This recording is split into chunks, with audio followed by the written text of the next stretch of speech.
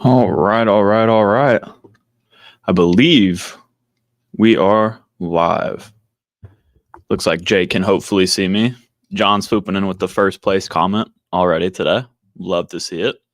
I really wish they'd show these member badges up here. I don't know why they do it like this, but it is what it is.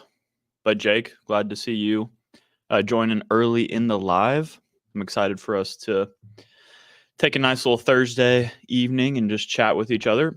Should be a pretty fun night. So if y'all are just joining up, feel free to say hi, get the comment section going. I'm going to go ahead and crack my Zevia non-sponsored right here. I don't know if that'll even focus. Zero sugar cream soda. It's good stuff. I really needed this. Looks like Matt Welter just joined us. How's it going, ma'am? Good to see you. I think you left a question, Matt, that we'll be covering here today, so I'm excited to get to that. John, perfect. Can see and hear me fine. Awesome. Yeah, I am. I've been letting the hair grow for a while at this point, but I might have actually had the flow going. I wouldn't have been wearing a hat, but I've been out working on a new dirt bike of mine actually all day today, and I kind of just like ran in, ate a quick bit of food, and I'm ready to get started. So I'm not exactly fully prepared. Caesar, what's up, man? I know we'll be answering one of your questions for sure today. Rick's in here as well. Good to have you. Stan the man, live in the flesh. Awesome. Matt, that's pretty funny, actually. I haven't seen that many people with this sweatshirt, but I kind of like it. This actually helps a ton, like when I'm out running and stuff, keeping my neck warm. So it's kind of weird wearing winter clothes still here in Texas. It was like 90 degrees on Saturday, and it's 40 degrees right now. So riddle me that. And also, sorry, I'm looking off to the side. I have my normal camera angle set up here, so it's like an official video, but have all the chat and everything on my computer screen, obviously. So that's what's going on here. Let's see where I leave off. Dalton's in here as well. Good to see you. Stretch, what's up? John McKinstry, one of our other members. It's good to see you in here as well. Caesar, yeah, I still haven't booked my trip to New Orleans. I probably should do that. I mean, I guess we're still like 7 months out of that, right?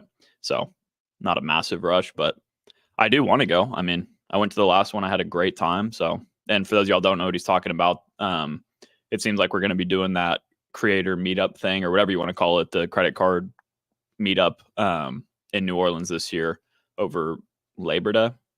Labor Day is the one in September, right? I'm pretty sure. Let's see. Oh, my water bottle's in the frame. That's good.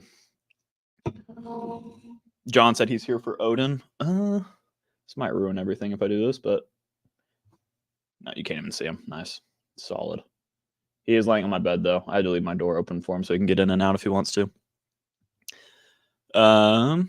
Sarah Schmidt, what's going on? Pig schmicking with it. There we go. Got Matt Clausen as well. YouTube Lives, editing video, work projects. Yeah, I've done a lot of that too. I don't blame you. Yeah, the creator meetup it's going to be an annual thing, I guess. We only did it once last year so far, but I believe everybody that went enjoyed it, and we want to continue to do more. So that's the goal. Alrighty, y'all. Well, let's go ahead and just open this stuff up. We've been going for a couple minutes here. I at least want to let y'all know what is going to be happening today. I went back and basically made another PowerPoint like I used to do for like my 5,000 subscriber Q&A and 6,000 subscriber, and back when I used to do them every 1,000.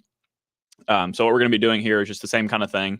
First of all, as always, got to say thank y'all a ton for the support. Wouldn't be doing this without y'all being here. I would just be talking to an empty room. So it's nice to see some folks in here getting to chat. But also, since that last one that I did like this with the PowerPoint and everything, we've grown by like 10,000 subscribers, which is wild. So that is also massively thanks to y'all, of course. So I appreciate y'all for that. Same as always, really, with these. I left a community post going for the last few days that I remind y'all about yesterday to leave questions on if you wanted to get those answered at the start of this live. Of course, I'm going to be looking at the chat the whole time too. So if you have follow-ups to what I'm talking about, just leave them in there. We'll be talking about those. But I had 17 questions get left on that community post. We'll be starting with my members' comments, which, to learn more about the membership, I have a full little like video on it. If you click the join button underneath the live right now, or the video if you're watching this later. I don't know how I'm going to be cutting this up exactly, but Basically, we'll be going through the members' questions first from that community post, and then getting into the rest of them that were left, and then just doing live chat questions after that. So, like I said, I will be reading the chat, but if I don't get to one of your questions right away, that's because we're trying to organize this a little bit better and not have it too crazy. I like to keep it somewhat streamlined. And then, as always, the full live stream, if you don't get to watch it right now, is going to be left on that live shelf on my channel. So if you go, to my channel, you can click on not videos, but lives, and you can see this one later. And I do plan on, depending on how this goes, cutting this up into like a highlights video, kind of like you've seen Stan do recently, or like I used to do as well, for those of y'all that couldn't make it live, or the people, I guess you wouldn't even be seeing this, but you know what I mean? For those of y'all who could not make it live, I want to at least give y'all a chance to see it in a different format. So that is kind of the plan for everything here today. That's exactly how this is all going to work. So we're going to dive into the questions here in a second. Looks like we've got a lot more people joining. So what's up, y'all? I'm glad you're here.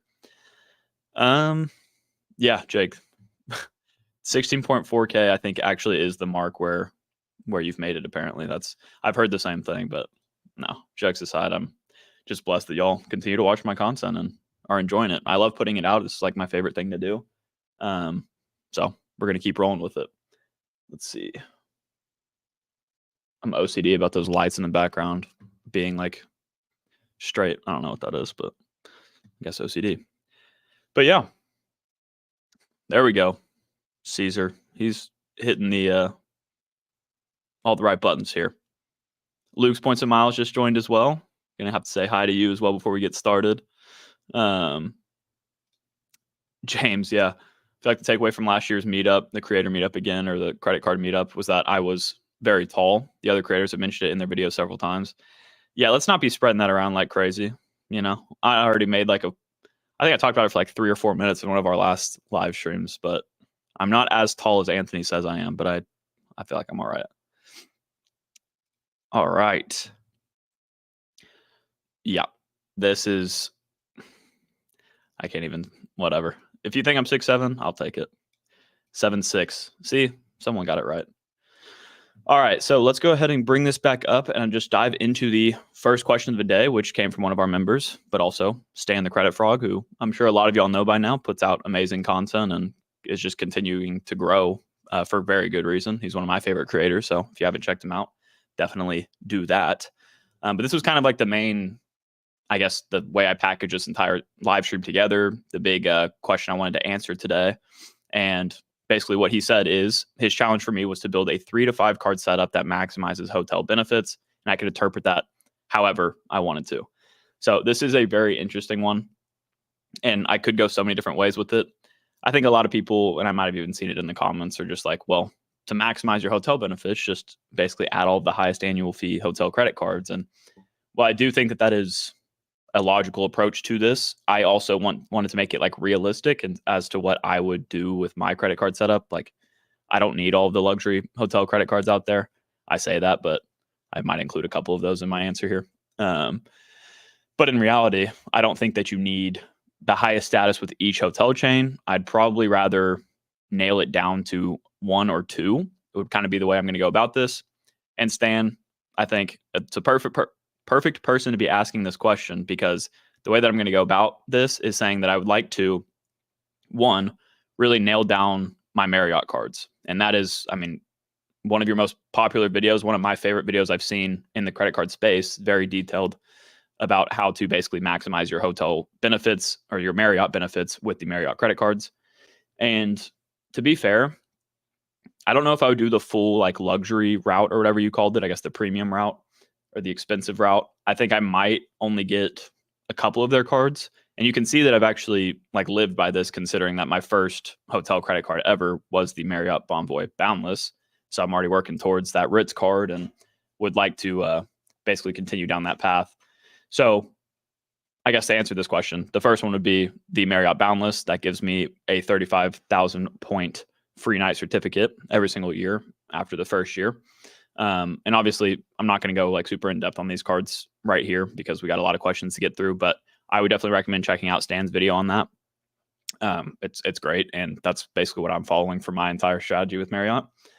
But I would then eventually product change this one to the Ritz-Carlton card. That bumps me up to an 85K free night certificate, point free night certificate. And then I could also add the Marriott Bonvoy Brilliant and the Marriott Business credit card on Amex's side. I guess basically back to back if I understand the strategy correctly.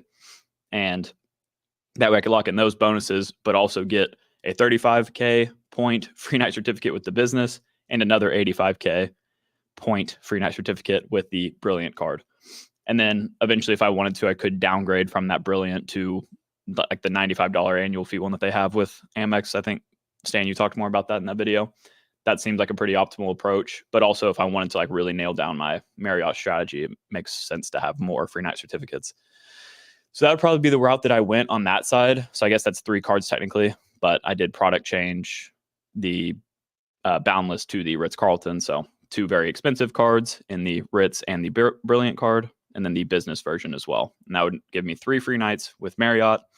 And then you might be thinking, okay, well, that's a 3-card setup, but don't you really like Hyatt? You know, don't you maybe want to get the Aspire because it's like the best hotel credit card out there?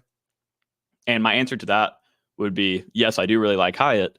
But if I'm trying to like really maximize hotel benefits, the Hyatt card's not going to really push the needle very much. I mean, like I do get that like 15K point free night certificate or whatever, the 1 night free at a category 4 or lower, which actually, I don't know if y'all saw this. I'm probably late to it. I'm not great with keeping up with the news. That's what I got my boy Matt Clausen in here for. But they did just, I think, change the categories again with Hyatt, and they lowered a lot more of their properties, or I guess raised the amount of points that you have to use to book those properties, which made them less valuable. So that's annoying. But either way, I don't think that the Hyatt card would really move the needle here. And I would honestly rather use like my Chase Sapphire Reserve for any Hyatt stays, because the Chase Sapphire Reserve in combination with all the ink cards that I like to add, the business version, of Chase's cards. I mean, I could lock in a 90,000 point offer with a Chase Ink card and transfer those points over to Hyatt with my Chase Sapphire Reserve, or the preferred if you have that. It's the cheaper approach to doing this. And that effectively gives me way more free nights than I would ever get by just using the World of Hyatt card. Even if I spent like $15,000, multiple times on the Hyatt card every year to lock in more free nights, I just don't think it wouldn't even compare, with 1 ink card sign up bonus. So that's kind of the route that I would go. Instead of the Hyatt card, I'd maybe just bring in a Chase Sapphire Preferred or Reserve, so I could be filtering my Chase points to Hyatt instead. And then I think that's actually all of them. That was like kind of the main thing I wanted to talk about. The Hilton Aspire, though, I don't necessarily, I don't know. I feel like the Hilton status is like maybe it's the easiest one to get. So it's got to be one of the more less powerful ones, Maybe some of y'all are going to hate me for saying that. I'm sure Luke is in here did not like that, but I'm going to get to y'all's comments in a second here. But yeah, like I feel like everybody can get the Aspire card and everybody can get really high status, get diamond status with Hilton. So that like status hunting game with them doesn't really appeal to me as much as like a Marriott or a Hyatt, for example. I don't know if I'll ever stay enough at Hyatt to really ever maintain Globalist. So that's why the Marriott cards in this situation are going to be the ones that I focus on the most. So I spend like 10 minutes on one question? That's great. We're making great pace here. But no, so that would be my answer to the first question, Stan. I don't know if that's a good answer or not for you, but God, I already missed so many comments here. But that would be my first answer. What do y'all think about that? God, everybody's still talking about my height up in here. This one is true, though. This one is true. It was just in practice. You can't really say much about that, but I did dunk on KD. It was pretty crazy. All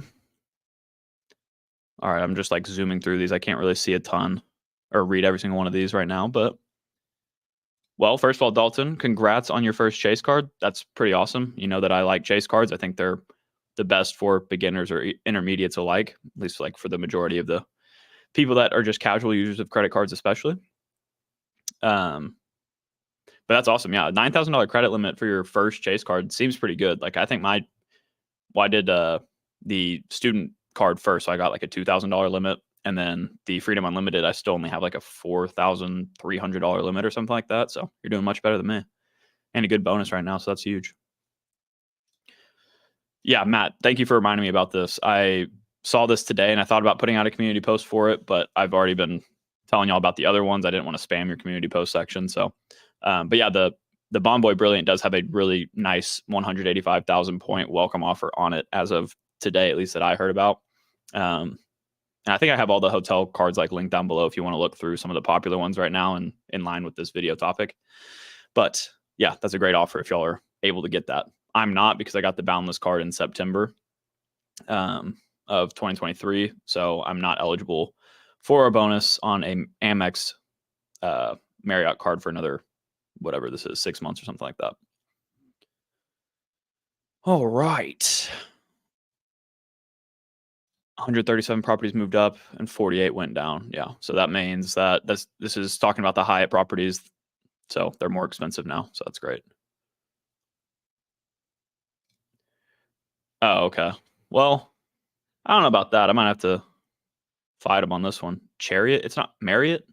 Marriott? I guess maybe that is right. I have heard people say that. Marriott sounds cooler to me, so I'm saying it like that. You can just count it as a Southern thing, but I guess you're not a Southern guy, Luke, and you said it that way, so maybe I'm just weird. Who knows? Hilton Gold status, $50 a day, very underpowered. Yeah. Yeah, that is the thing. Like, that's why, like, personally, I do want the Hilton business, but I guess for that first question, I was more trying to, like, think of, like, a core setup that if I just wanted to focus on a few, I could do. But I could just, add in the Hilton business as long as they keep that gold status on it, and that's going to be my access to Hilton. That's probably all I'm going to want for now. All right. We are caught up, basically. I know I just skipped over a lot, but like I said, this is going to be the pre-recorded questions we're going into now. We'll get into the live ones more later. So that was question number 1. Stan, thank you again for that one. Now, Matt Welter, another member, asking, would you ever consider another YouTube channel? Going off that question, do you think for the purpose of high-performing videos that creating personal finance content on the same credit card channel would make more sense, or creating another channel to niche down to another personal finance topic like investing or real estate? So this one's interesting because, at least for, if we're speaking to like, you and I, Matt, for example, people that have their channel names now as their actual names, even though we're talking specifically about credit cards, So, personally, I would probably start a second channel. If it was niche enough to where I was going to talk about, say, real estate only, I would want a separate channel for that instead of maybe trying to transition my current audience over, because I want to keep giving my audience now the information that they came here for. And that's mostly credit card content, some travel kind of stuff as well. So that's probably how I'd go about it, just because, yeah, I don't want to mix audiences too much. I guess it does work, but I don't like doing that. But then the question becomes, what would that channel name be? And further than that, what would this channel name be? Like, is this going to be an actual personal brand where I do talk about whatever I want to on this channel? Or is it going to be a credit card specific channel? And, how do you balance that? That I don't know the answer to, but my initial reaction to that question would be that I would probably start a second channel and niche down on that next particular topic that I wanted to. Unless it was very easily translatable to credit cards as well. Like, you could mix in travel content with credit cards because that's what we're doing with our points. A lot of us, at least. You can mix in some kind of bank account bonus stuff like RJ used to do before he made that second channel. And that's still relatable because we're trying to, deal hunt. But at the end of the day, I think what RJ did for his bank account stuff is the right move. And you've seen Sebi do that with the business credit cards. And I feel like just creating a separate channel for a different niche is kind of the way to go now. But that's just me. Yeah, thank you for that question. Hopefully you're still in here and got to hear that. But if not, maybe we'll watch the VOD. I don't know. Next member's question came from Matt Glosson that I've been talking about already here. And he asked, what other American Express cards do you see getting changes this year, and how impactful will they be? So I think that the one that I feel pretty confident will eventually happen, as long as Amex is still trending in the same direction and doesn't start flipping what they've been doing so far, is that I do believe that they're going to add the same family language to the Hilton cards that they've added to the Delta cards, that they've added to the Amex Gold, I guess the Amex Charge cards.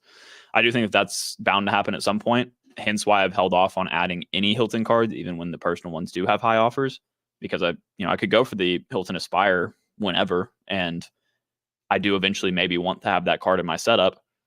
And especially when that bonus is like, in the 150,000 plus range, like, yeah, that's pretty nice. But I have a feeling that I'm going to do that. And then a couple months later, they're going to add the family language and I'm locked out of all of the previous Hilton personal card versions, or I guess the lower tier cards being like the Hilton Honors, no annual fee, and the Hilton Surpass card. So that's like one I'm pretty confident on. Obviously, I don't know. I don't talk to Amex or Hilton or anybody, but it would just make sense that they keep trending in that direction. I don't know what the heck they're doing with that Hilton business card, but they've taken away a lot of like the earning categories and stuff. So far they haven't changed the design of it, so I'm sure they're still working on it. But like, I don't know what they're going to do with it. It's kind of scaring me to the point where I'm like, are they going to even have Hilton Gold status on it anymore? Like they kind of just seem to be nerfing it into the ground. But I would be fine if they like just did the same thing they did with the Surpass, added some Hilton specific credits, took away the airport lounge access, like that kind of stuff. Like that all seemed like fine to me and actually made it a more viable option for myself. And I want the business card literally only for that Hilton Gold status, really. So I don't know, but I do see like they're going to change that one at some point. We're not going to know if it's for better or for worse, but so far it's been for worse. And then the family language with those cards. But what do y'all think about what do y'all think about that? I thought about like kind of talking a lot more about Amex in this video. Maybe I will, later on we get into some more live questions, but I don't know. I'm not really like feeling good about any of their cards at the moment. Literally the only one that I actually want is the Hilton business card, but I'm waiting on applying for it because I don't want them to deny me because they're making these changes. And I also want to see what the changes are before I apply for it, especially considering they're taking away earning categories right now and not making it any better. So I don't know. What do y'all think about Amex right now? Oh, that stuff is good. See if I'm missing anything. Very important comment here by Luke. I appreciate you. Matt, going back to yours. Sorry, I probably should have paused for a little bit longer to hear what you had to say about this. But yeah, going back to his question about starting a new channel versus not. Yeah, like you do see Brian and Vincent like trying to change between content. I don't know. I don't think that people like that. Like Brian, for example, changes from like credit cards to crypto and kind of does that back and forth. I don't think that the audience really likes that. Like it makes it hard to like keep Brian on your homepage. Like it makes it hard for YouTube to do that, because for us that really like him for the credit card stuff, when I get recommended the crypto stuff, I never watch it. So then they're like, oh, you don't like his channel anymore. So they don't show it to me at all. So I feel like that's like not the most optimal approach, but I mean, I could be wrong. I don't know. Jake, have I ever been on a cruise? Yes, I have actually. I've been on a Carnival cruise. I've been on 2 Carnival cruises, I think. One to just, where did we go? Cozumel, in Mexico. I think that was the only place we stopped. And then I did one to Honduras, Belize, and Cozumel again in Mexico. And that one was a lot of fun for sure. But in Croatia, we'll be doing like I don't know if I should be actually saying this, but whatever. We'll be doing like a yacht cruise thing. It's like a 30-person like yacht, not like a cruise ship, but and so I guess you can count that as well. But I'm excited for that one.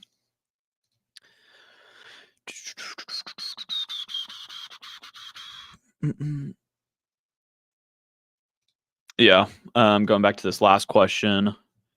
I know family language is coming to the Hilton cards. Luckily, I have the honors right now. I'm waiting on the Hilton business. Other Amex cards, I'll wait. It sounds like we have the exact same approach. If I was like well under 524, I'd be starting that Hilton carousel thing that I've talked about in the past, with starting with the Hilton honors card. But I'm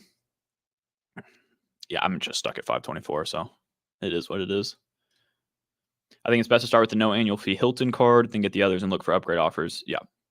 That's exactly how you should be doing it for sure. Technically, you don't have to right now. So that's the weird thing, is like you don't have to because they don't have the family language. But I think they're going to add that. So I would preemptively avoid adding the highest tier ones. That's just me, though.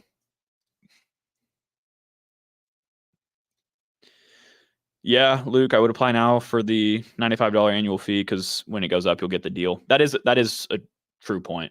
But I feel like the most logical thing for them to do is to make it basically exactly the same as the Surpass, maybe just changing some of the credits to business specific credits. And I mean, you are not wrong though, because if the only reason I'm applying is for the Hilton Gold status, really, then I'd rather lock that in now. So it's not a bad idea. And I guess I could go for it. I just know that I've talked to people in the past who have applied for like the Hilton Aspire, for example, right before they changed it, and they denied them because of that, really, like because they were making the changes and didn't want to approve them for it. So I've been like, any day now, I expect them to change that card, but they haven't. So I don't know. We'll see. But that you're not wrong. That's probably the smartest approach, at least savings wise. If you could have one card, if you could have one card have free authorized users, which would it be? I mean, I think the logical answer would have to be the Amex Platinum, right? Just from a strictly money perspective, savings perspective. But I don't need the Platinum personally, so not right now at least, but eventually I will add it. All right. Let me answer a couple of these real quick. I do want to get to the other questions like I mentioned. Want to cancel my Chase Marriott Boundless. I received a free night in September. Would it be clawed back due to that? I canceled before the annual fee is due in March. So you can, with most every credit card out there, at least all the ones that I know of, especially like with Chase, the annual fee can post and you have 30 days to cancel it and they'll give you that money back.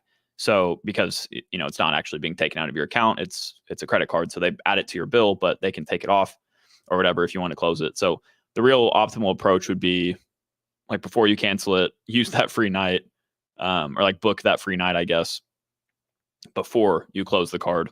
And then you can close it and get the annual fee back. So you can wait, but maybe somebody else has different experience, but that's what I would do. James, someone probably already, Matt already answered this for you. Yeah, no, decline credit card applications will not play into 524. It's only personal credit cards that you've been approved for in the past 24 months. That's another benefit, Stan, that, if they remove that $15,000 free night award, again, I'm not applying for it for that, so it would not affect me at all. But for people that are using it for that purpose, that would definitely suck.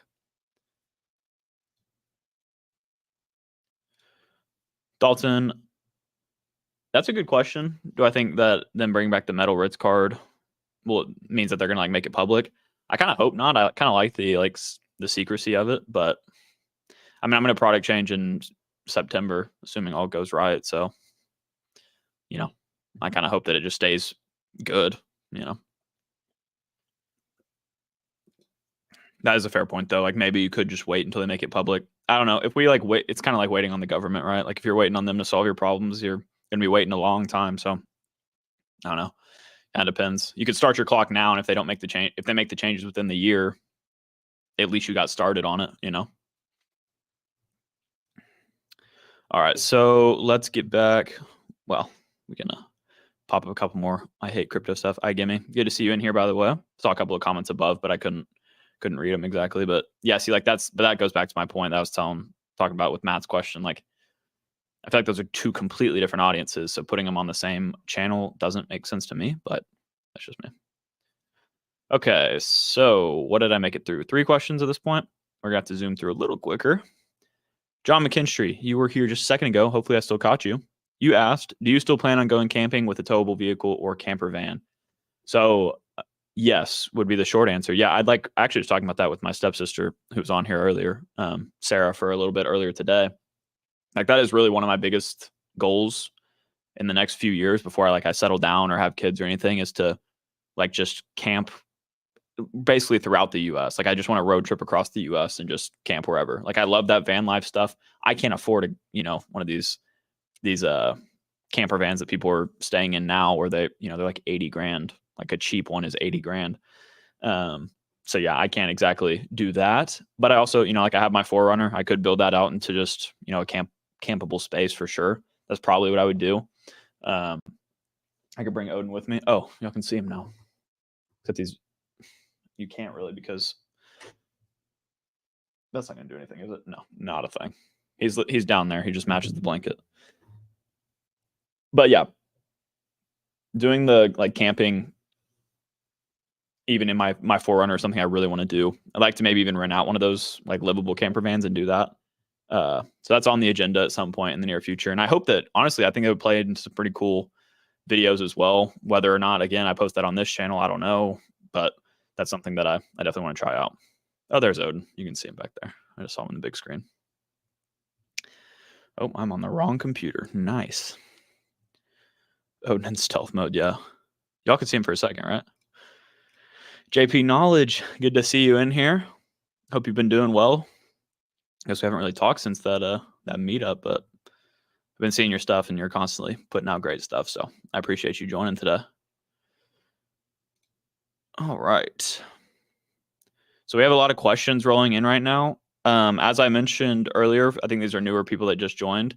I will be going through the questions left on my community post first, and then I'm going to get into the live ones. If they're quick questions, I can answer them real quick, but some of these are a little bit more in depth. So if you don't get the answer that you want, just wait for like 30 minutes or so, and I will be doing all the more in-depth questions from the chat. Let me just scan through this real quick. So, David, I actually talked about this in my video. I guess it's supposed to be coming out Sunday, assuming all goes well. But you're saying that you recently got the Sabre 1 and want to get the Venture X. Do you basically have to wait the full 6 months for the Capital One 1 in 6 rule? I've read a lot of data points on this, and it's seemingly that 1 in 6 rule, only one card with them every 6 months, is seemingly not a hard rule anymore. And it's more of like a maybe 1 in 90-day rule is what I've been reading. But even that's like a soft rule. So I can't say for sure that you're going to be able to get approved within 3 months, but I don't think it's mandatory to wait 6 these days. I want somebody else to confirm with that, and maybe somebody has a better answer for you. But the 1 in 6 rule does not seem to be as strong as it used to be. Take that for what it's worth. But there are a ton of data points either through the Discord that I run with Mark Plymale or just Reddit, really. So you can check there too. Tony, you're saying you have a bunch of Capital One points on your Venture X and you don't know who to transfer out to. Well, we got Luke's Points and Miles in here. At least he was earlier, and he loves the transfer partners game. JP Knowledge is in here too. He's really good with this, so maybe they can help you out in the comments real quick. I just wanted to call attention to it because I can't go super in depth, but there's a lot of like really good transfer partners. You're mainly going to get the best bang for your buck, especially with Capital One's transfer partners with the airlines, and those airlines are going to be the international airlines. Whether or not you want to use the points transferred out to those airlines, like say British Airways, for example, and book American flights, like American Airlines flights, domestic flights with those points, you can do something like that, or you can actually use them for international trips, and that's where you're going to really get the most value. But hopefully someone else can give you a more specific answer. All right, I'm going to go ahead and move on to the next one. Yep, Luke just kind of confirmed what I was saying, but in a much more succinct way. But yeah, the international business class flights, like I used to go to Croatia, I booked a flight with Air France. I used Amex points, but Air France is also a Capital One transfer partner. I'm pretty positive. And I got like a 3.74 cent per point redemption for one way. I thought it was just very easy to do too. And I could have done much better. Me and Luke looked at a different trip together a long time ago, and it was even better than that. And I just had to use like 12,000 points or something crazy. So yeah, I'd keep an eye out on those. All right. I see some more questions rolling in, but I'm going to keep going through this so I can get to the end of them. Moving pretty slow, but we're going to keep rolling. Next question comes from Caesar Joel. He talked about the Capital One. Let me rephrase all of this. He said that Capital One recently bought Discover for $35 billion. Your opinion on that topic? So I'm not like super big on the news stuff. That's why I rely on my boy Matt Clausen for all of the news topics, who is in the chat right now. Y'all should go check him out.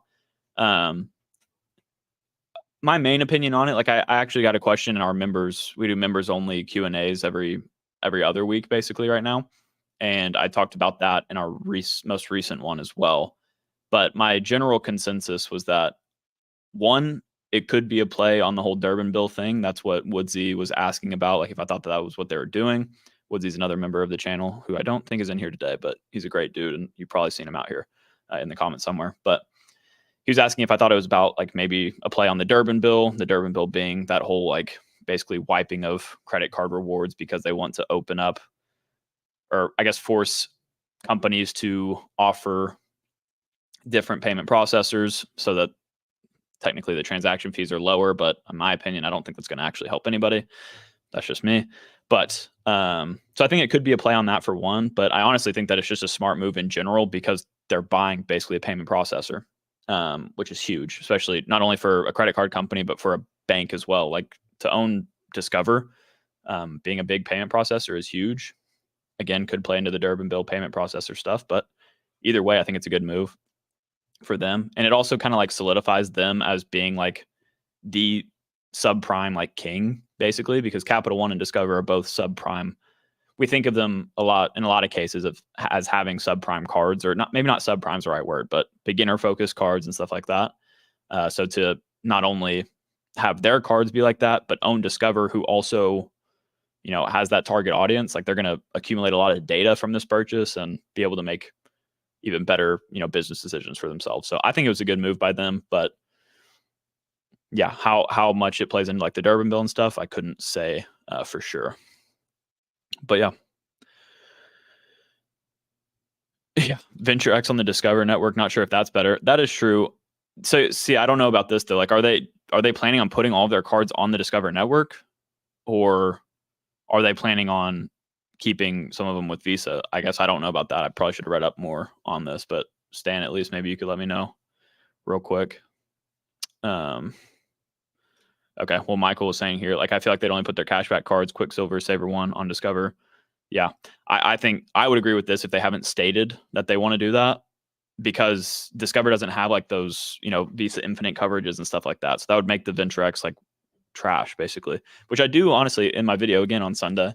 I do have a feeling that the Venture X is eventually going to become pretty garbo, but that might be a hot take, but maybe this is the start of it. Okay. Yeah, Stan. Okay, they said they put some of their debit cards and credit cards on Discover. Yeah. Yeah, I agree with you here, John. Agreed.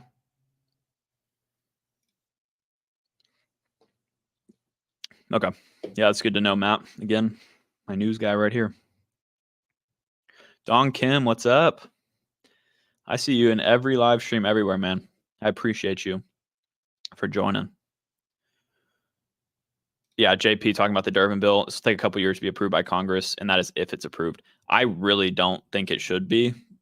You know, granted, the people that are pushing it, like Durbin, is not exactly in touch with the credit card rewards game, I don't think, but he just, I don't know. I don't think it makes sense, but we'll see. Yeah, Jake, that is true. Maybe this actually would be a good thing for that. Like if they somehow use Discover's customer service for their beginner cards and stuff like that. I will say that Capital One's customer service on the Venture X at least is really good. So take that for what it's worth. Again, that's why I would hope they wouldn't move the Venture X to Discover payment processor, but I don't think they would. Yep, that's what I heard as well. Like that Discover is going to be its own entity. Yeah, what I read is that they're not trying to like bring them both together. They're just now they're basically going to own the data and their cards and everything, and the payment processing network, which is huge. All right, I'm not good at this whole thing, am I? Keeping things brief. All right, next question comes from Jerome. He said, have you gotten into the MS side of things much? So, well, I will say off the rip that I would not recommend that you do anything like that. I mean, obviously I couldn't ever say that as having a platform like this. But no, I wouldn't recommend you do that. You run the risk of getting all of your cards shut down or getting blacklisted by companies. So it's not worth the risk for me. But then you asked any deviation from optimal strategy for a once in a lifetime trip, like a honeymoon. There's a good amount of questions here. Would you burn a 524 slot on something like the Aspire or Brilliant in anticipation? I'm 424 for reference, but have no problems leaving Chase for a while, except I'm already on the Amex naughty list, pop-up jail last application for Hilton Business. So yeah, I do think for one, the answer would be yes, that you deviating from your normal or optimal strategy or whatever, in the case of like hunting a specific welcome bonus for a card that's going to help you book a free hotel for your honeymoon or a free flight, like I do think that makes sense. You don't want to just do it though without realizing what the consequences of that are. Like if you're really trying to keep your 524 status down and you're like, well, I need points to get to the, this destination. So I'm going to add 3 different credit cards to my setup, and now I can't get a Chase card for another 2 years. Like, that wouldn't be the best. But if you can like manage it a little like semi-optimally, I think that's the way to go about it. Let me see what else you asked. Would burning a 524 slot on something like the Aspire or Brilliant in anticipation basically make sense? I mean, I would say, yeah, it would. Again, it's the same kind of thing. It's like if it's one 524 slot, that's one thing. If you're going to burn multiple, that's another. But if you know that, for example, you're going to fall back under 524 in 4 months from now, then adding that card really doesn't make a difference for you. If it's going to be 2 years from now and adding that's going to lock you out for 2 years, maybe that's a different situation. But at the same time, you don't need to have all of your 524 slots open. You can get a ton of other cards out there that are super powerful. But it is good to manage those at least, again, semi-optimally. But yeah. Sorry, Alan, this was going back to the last question. No, this was, well, actually, I don't know about this. I guess it could take longer than I'm thinking, but I thought they already went through with this whole transaction. But the couple of years thing was about the Durbin bill in Congress. That was a different thing. I'm going back through these real quick.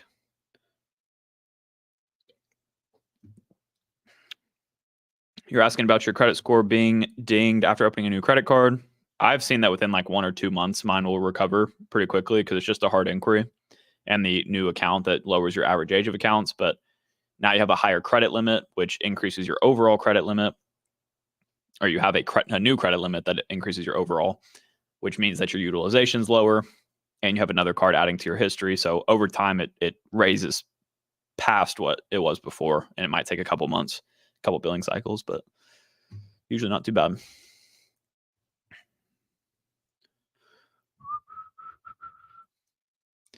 Yeah, Michael, this is one thing about pop-up jail, going back to that conversation.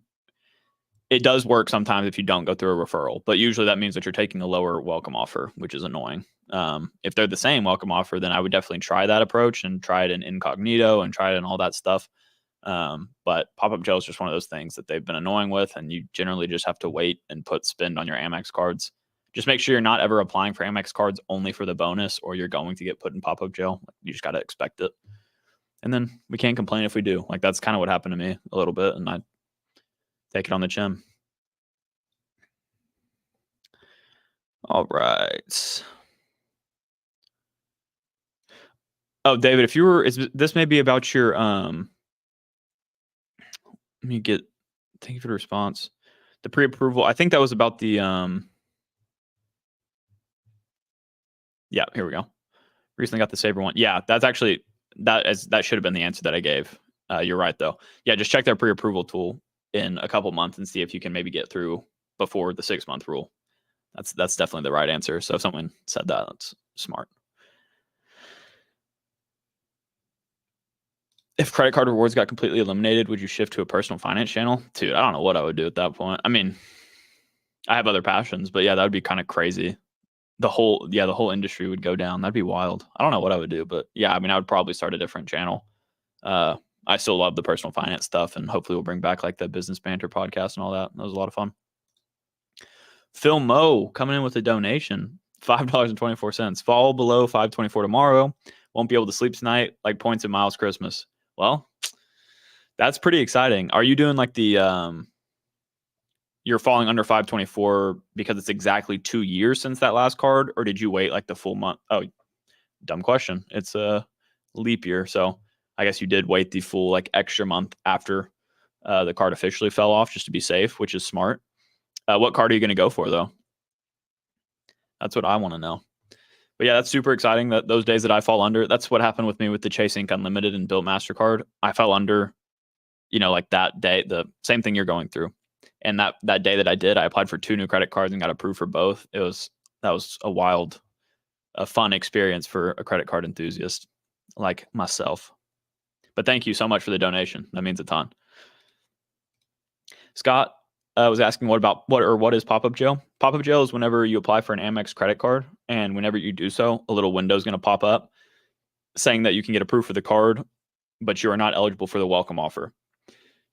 So that generally means you should not apply for the card because the welcome offer is a massive benefit of getting a credit card. Usually the most value you're going to get like ever from the card, really, unless you keep it open for a really long time. And with Amex, you only get one welcome offer on each card over your lifetime, technically. Maybe that means 7 to 10 years or whatever. But basically, it's very important to get Amex bonuses. And if you get pop-up jailed, even if you go through with the application and didn't get the bonus, you're still not eligible for it at a later date. So you don't want to jump the gun. There we go, Phil. Inks. That's what I love to hear. That's probably what I should be doing once I fall back under 524, get another Chase Ink card. If I have enough spin for it, I really do want to add the Chase Ink Preferred at some point. I didn't add that to my roadmap video because I generally don't have that much spend, but I could prepay my rent or something like that, which is what I had to do for other bonuses as well. But then that makes the Built MasterCard not usable for that time frame. So I've also had an issue with the Built MasterCard. This is annoying me. It's actually not with the Built MasterCard. I shouldn't have said it like that.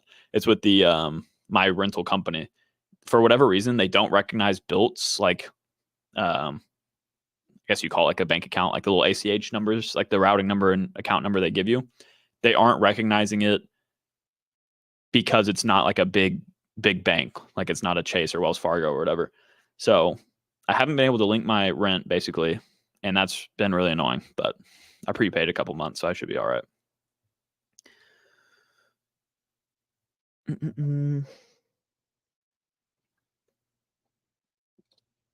Have you ever been to a Capital One Cafe? Went a couple weeks ago. No, there is one in downtown Austin. I've never been, but I have seen it. They look pretty cool. It's a pretty smart idea, but no. That's cool that you went and it was good though.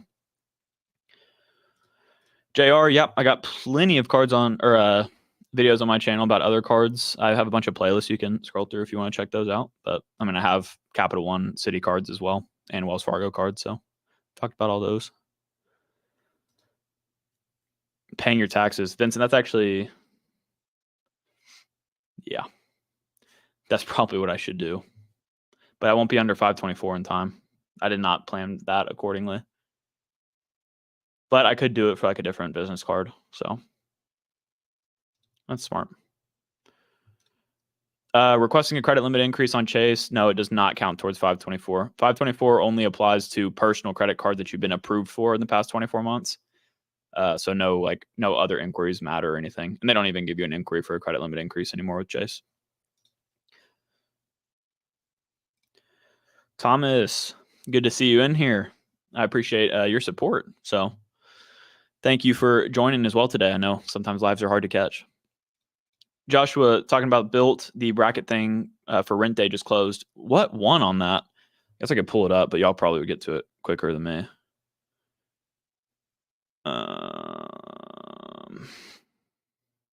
What was I looking at? Jesus. Built rewards. Does it say up here? Dude, the 1,000 points for linking a credit card or debit card won? What is that? How many of y'all voted for that? Y'all are insane. If y'all know who I'm talking about, I'm scrolling through I wonder if you can see this. The Built bracket just ended. Come on. Phone. Hello. Nothing. Oh. That didn't make it any better. Basically, you got 1,000 points for linking credit or debit card to your Built account. I don't know why 5X at grocery stores didn't win. I guess people have grocery store cards, but I voted on that.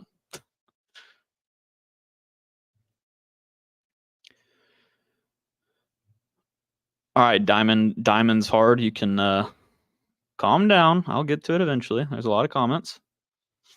What did you ask? I have my main setup done with Capital One. Other than CSP, any other cards you recommend?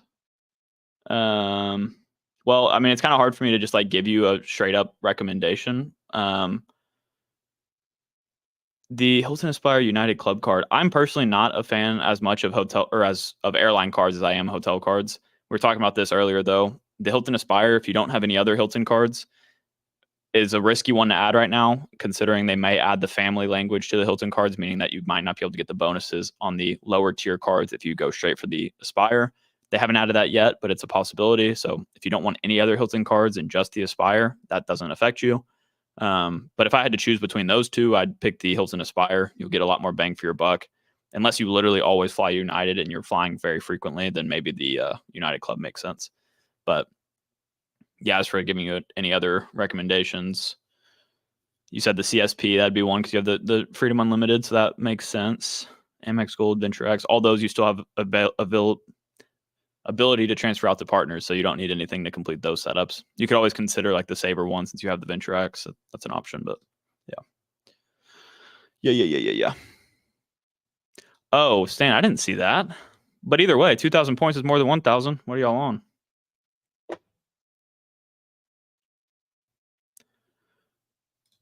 Voted for the 1,000. Groceries capped at 2,000. You end up with the same points either way. But don't you... Did I read this wrong? Oh, it's up to 2,000 points. Oh, never mind. Y'all are right. I should have done that. I did not read the terms. Yeah, that makes way more sense. I thought that they were uncapped. Or I thought that the first one was capped and that the groceries was not. I thought it was like maybe a time frame thing. I don't know. I didn't read it very well. Yeah, everybody's yelling at me. I'm sorry. I didn't read it. I learned. All right. Let's see what's up next. Monty, one of my biggest supporters as of late. I appreciate all of your comments on all of my videos. It does mean a ton to me. But you said to brainstorm a credit card benefit that doesn't exist on any card currently, but realistically can be offered that you'd be excited for. Ooh, I should have thought about this a lot more. I forgot that you asked this question. Let's see, what do cards not have that I would really like? That is a great question. Somebody start spamming some ideas in here. I know some of y'all got them. Brainstorm a credit card benefit that doesn't exist on any card currently, but can realistically be offered. Did y'all have an idea for or Monty, did you have an idea for this? I guess you might not be in here actually.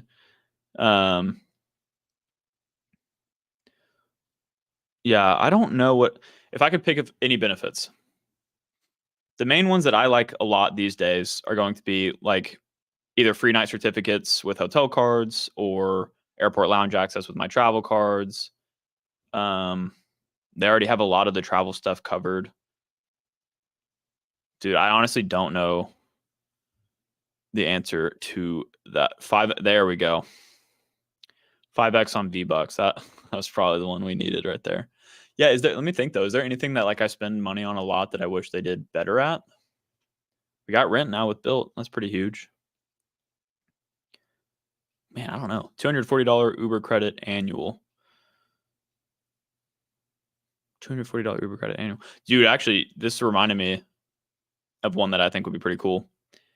If, first of all, free car if you spend more than $250 a month. There you go. The ability to change between points or cashback, you can only change once per month. Well, with a lot of lenders, like, well, not maybe a lot, but Chase and Citi, for example, the points are also, you could redeem for cashback at a solid rate. So you could do that already, I guess, with them.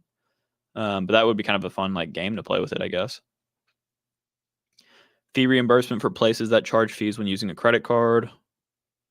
Car payment. Yep, there we go. That's a good one. That is a good one. I spend a good amount of money on car payment on a car payment. The one issue though is that a lot of times it's not the credit cards that are the issue. It's actually like the people that you have the loan from or whatever. Like I'm not able to pay. Like my loan is through like a local credit union, but they will not accept credit cards. So that screws me already. But yeah, that's a great answer. Or like even just like insurance, like car insurance and stuff like that. Insurance would be a good earning category. But yeah, going back to this, Stan. So if Amex would get rid of the monthly part of their credits, I think that'd be sick. Their cards would be much better if they would get rid of the monthly aspect of them. Mortgages, yeah, I thought about that. I mean, I assume that Bill's going to be adding that. So I guess I could say that now. It could have been a cop-out answer for me because that was the first one I came up with. Is like, yeah, we have rent covered, but not mortgages. But theoretically, Bill should be adding that. Ooh, Don Kim. That's a good one. I know Chad's talked to me about this specifically, but yeah, daycare is a very expensive thing, or can become very expensive. especially with the more kids that you have. So yeah, that would be a great category, like a child care or something like that.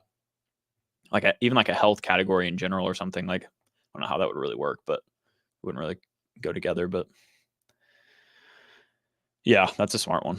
Student loan payment. Oh, whoops. Student loan payments. Yeah, that's a good one as well. Yeah, any kind of like loan payments would be great, but half the time they won't accept it.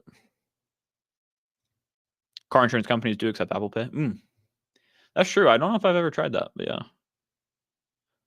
3% cat. Yeah, that is true, Scott, that a lot of the companies like have specific cards with them, like AAA, I guess, yeah, they're insurance, right? But they have stuff over there, cards over there that are actually pretty good.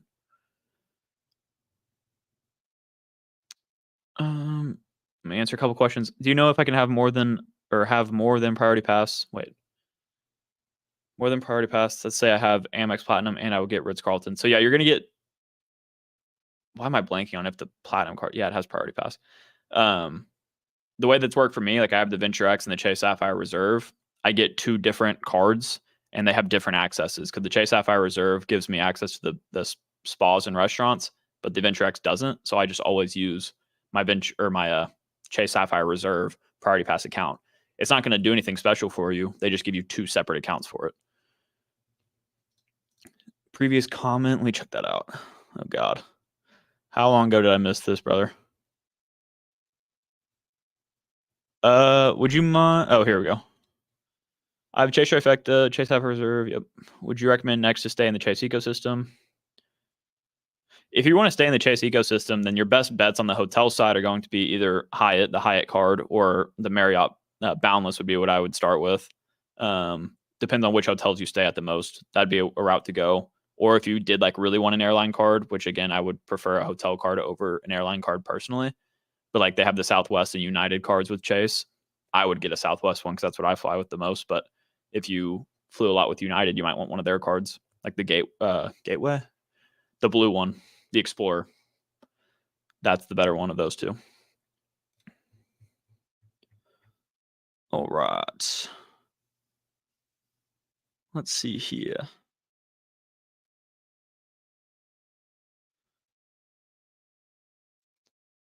Ritz-Carlton has the same priority pass as the Sapphire Reserve with higher occupancy everywhere, is what you meant to say. It looks like.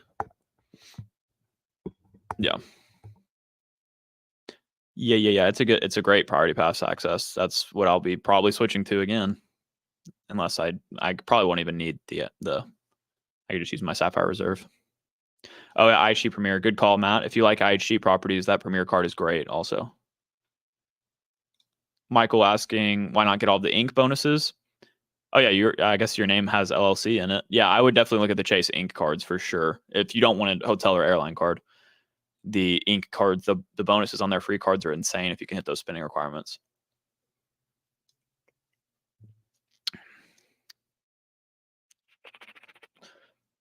Of all the mainstream credit cards advertised, what is the card you feel is best for families to get and the one to stay away from?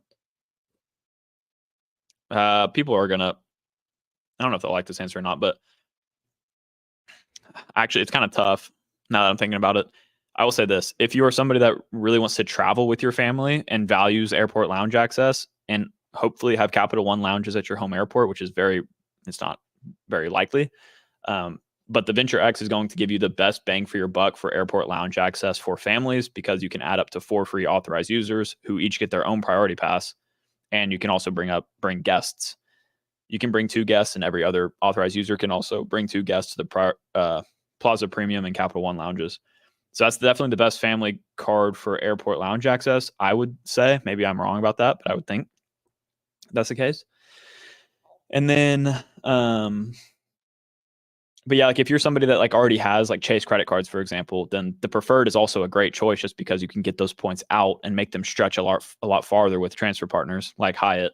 Ones to stay away from, honestly, these days, like the Platinum card is not a great one to have with a family because the authorized user cost is what, $195 per user.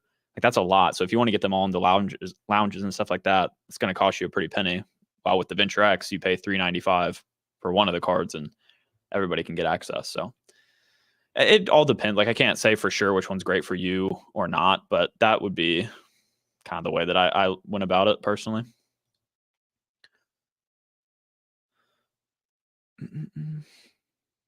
Have I seen the Amex Gold 90K offer around lately? I have not. I did. Maybe I have. I don't know. I put in the other day, I was like checking my referral links to make sure that they were working or whatever. And I went through an incognito window and I got a special targeted offer for the gold card through my link. I don't know what that offer was. And I probably would have remembered if it was 90K. So I assume it wasn't. But I think they do have some elevated offers floating around. Venture X for families. Heck yeah.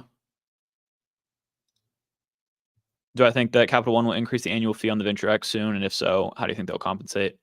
Yeah, I'm going to talk about this more on Sunday. I do think that they're going to raise the annual fee on it eventually, and I think they're going to make this card continually worse rather than better. So I feel like eventually it's not going to be that great of a card. Like, for example, the 4 free authorized users, they really don't have any reason to keep that. They could get rid of that and still be in line with the competition. Eventually, it's going to make less sense to get, but for now, it's like, well, it's as good as it is. It's really easy to get positive value from it, so why not capitalize on it in the meantime? But yeah. Don't know where I left off here. I don't know if the Ritz card's going away. We talked about this a little bit earlier. Also, I like your profile pic. That's in New York City, right? I went there recently and saw that. They like made the card design better recently, so that would not make sense for them to then get rid of the card. People are wondering if they might make it public, actually. So maybe they do that. But I don't think they'll get rid of it right now. But if they do, I hope it's after September because I want a product change to it first. Okay. Michael, yeah, we did talk about the World of Hyatt devaluations a little bit. At least just covered that they happened, I guess. But I haven't looked into all of the properties, so I don't know which ones are maybe that would affect me or anything. But yeah, it does just suck. That's just kind of to be expected, though, with every hotel and airline over time. They're just going to continue to devalue their stuff, which sucks, but is what it is. Hot take: if they increase the annual fee on the Venture X, they probably won't add anything significant to justify it. I agree. I think they're going to keep nerfing this card into the ground. But that's me. I don't know that. CJ is saying he got targeted for the Amex Gold 90K. So yeah, I guess it is floating around then. You just got the Marriott Bonvoy Boundless about a month ago and want to add the business credit card. You have to wait, 24 months before you apply for the business because you got to chase Marriott card and to then get approved for an Amex one, you have to wait at least a year. Yeah, a year, unfortunately. What's wrong with the Amex Surpass card? I don't know if someone was talking about this anywhere else, but I haven't said anything.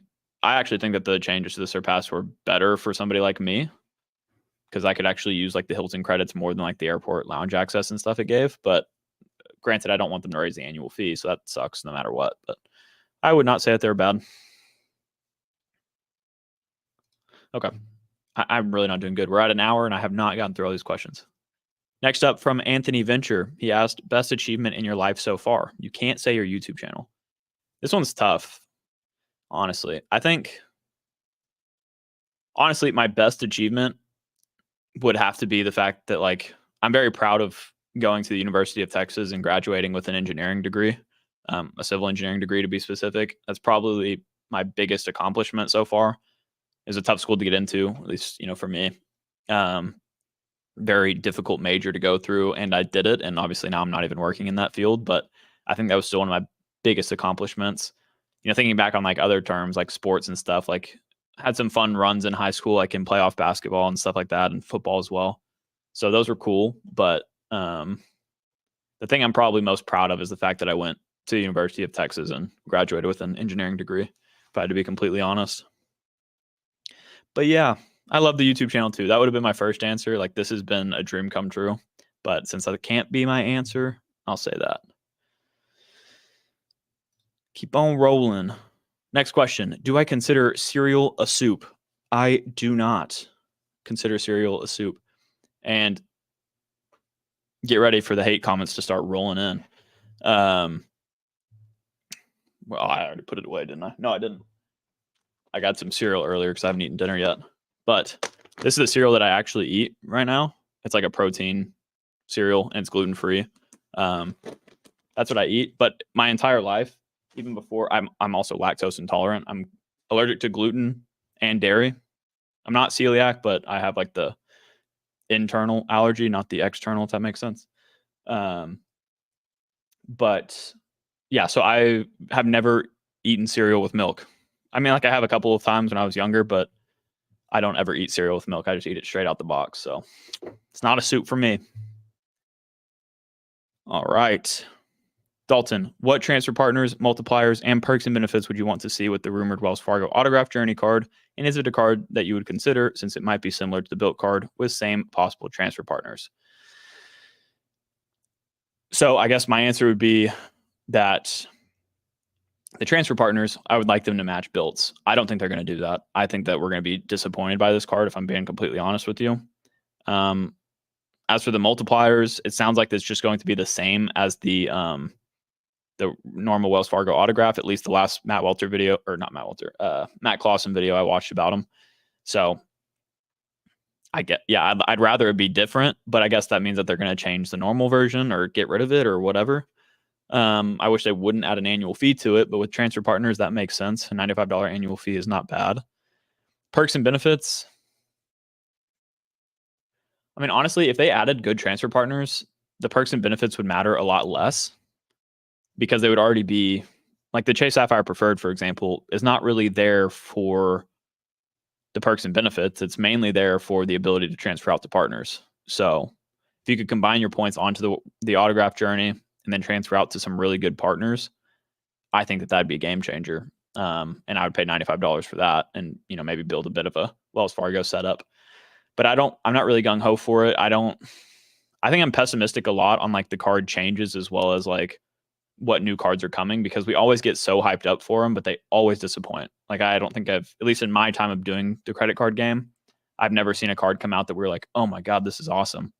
Like we had like the Bevy and Bountiful cards or whatever. Those were trash. The City cards have still never come out, even though they talked about those forever. Wells Fargo never bring out the cards that they say they're going to.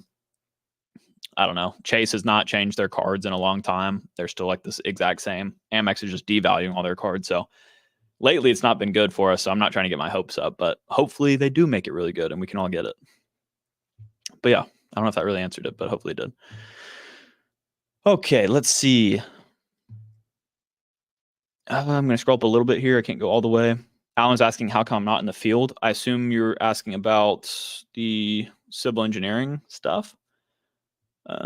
Probably. But out in the field, I mean, I did whenever I was working, like I did some internships in construction and stuff and did that civil engineering route. I then had an office job before I took the YouTube channel full time. And that office job was like only in like CAD, like AutoCAD. And it was not as entertaining as being in the field. So if I went back to engineering, I would definitely try to work in the field more because I like being outdoors and working on that stuff, which I did in a couple of internships. But now I'm doing the YouTube channel full time, which is amazing. Something I am very blessed to be able to do for sure. John asked if I played football in high school. So kind of. It depends on what you consider football. But no, I was the kicker our senior year. So that's a fun fact. I used to play soccer when I was a kid and then ended up kicking for our varsity team my senior year of college or high school only.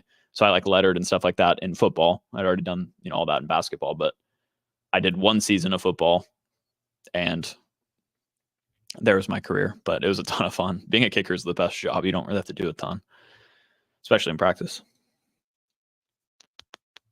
All right, let's scroll through a couple more of these. This is, I assume, about the Journey card. I'm wrong on it. It's better multipliers, I've been told. Well, I don't know what better, how much better they could be. I'd have to watch your video to get on that map. But honestly, like, I'm getting to the point where earning categories are not what I get cards for.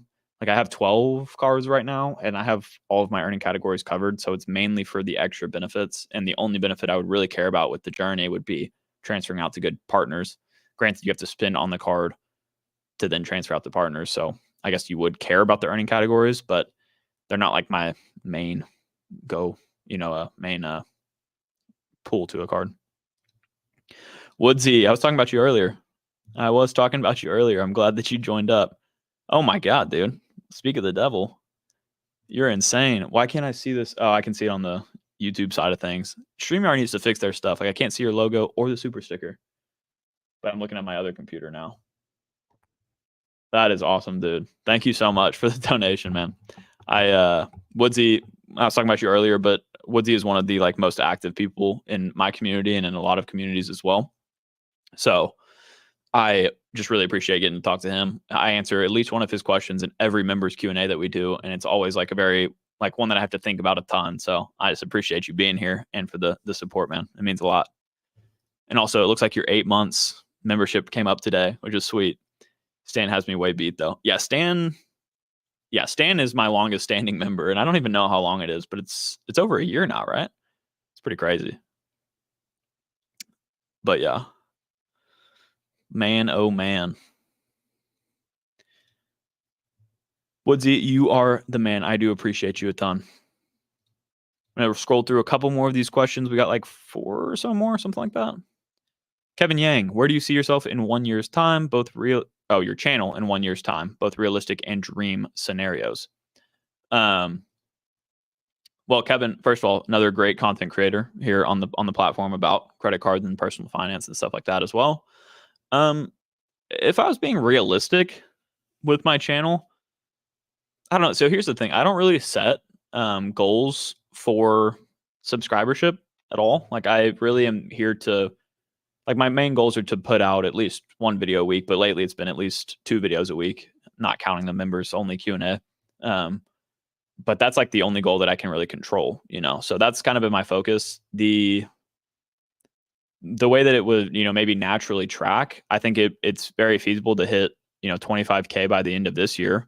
That'd be amazing. I think it's also possible to hit double that or more, triple that. Sometimes it depends. Like we saw Daniel's rise was like 100K within like a year and a half, it seems. So like anything is really possible in this space. But again, I don't like index my life on it. I'm more like, as long as I could keep creating a little bit better and better content every week, then theoretically that number is like a lagging indicator of that. And I just like, I'm blessed to be able to have the growth that I do, but it's not something that I'm like super stressed out about. So I guess I know that's not what you were asking. I kind of took it to a different place, but it would be cool to see 25K get hit this year. I actually really want to do a giveaway as well for our next like milestone, whether that's 20K or 25K or what have you. Like I think that would be sweet, and we could do a lot of cool stuff with that.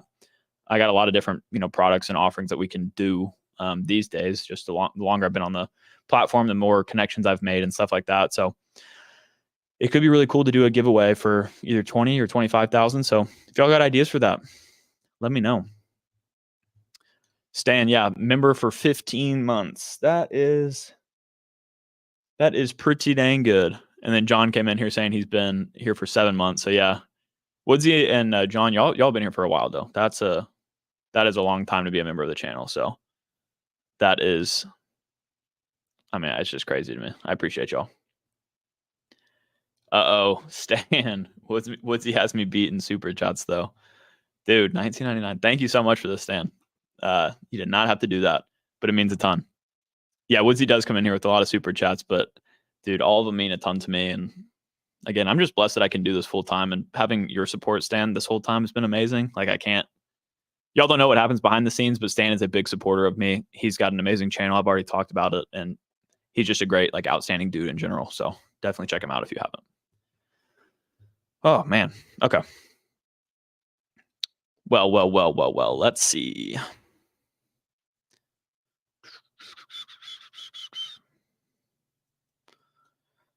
I can answer this one real quick, David. Hot take for new beginners: is it worth it to get chased? There's a lot of overlapping categories between Saber One, Venture X, and Custom Cash with City. Yeah. So here's the thing. Yeah, you could go this route. You definitely could. You could get the Capital One Duo. As we've been talking about, I'm not certain that the Capital One Duo is going to remain as strong as it is right now. I do think the Venture X is going to decrease their power. And then if they did, then you'd kind of be screwed on that side. You'd only have a cashback card really with Capital One. And if you're not on just Team Cashback, then that doesn't really help you a ton. But then again, you can maybe still transfer out with the Venture X later, but that's an expensive annual fee. Either way, yeah, you could do that right now. That's a great setup. And then the Citi custom cash with Citi is good, but you have no way to get those out to partners if you just have the custom cash. So the thing with the Chase setup is it's very easy to recommend that for people at the very beginning of their stage of their journey, because they might not know if they want to be cashback or travel yet. That's a big reason that I really like Chase, because it gives you that flexibility. Yes, they have overlapping categories, but the categories that do overlap are at least pretty good.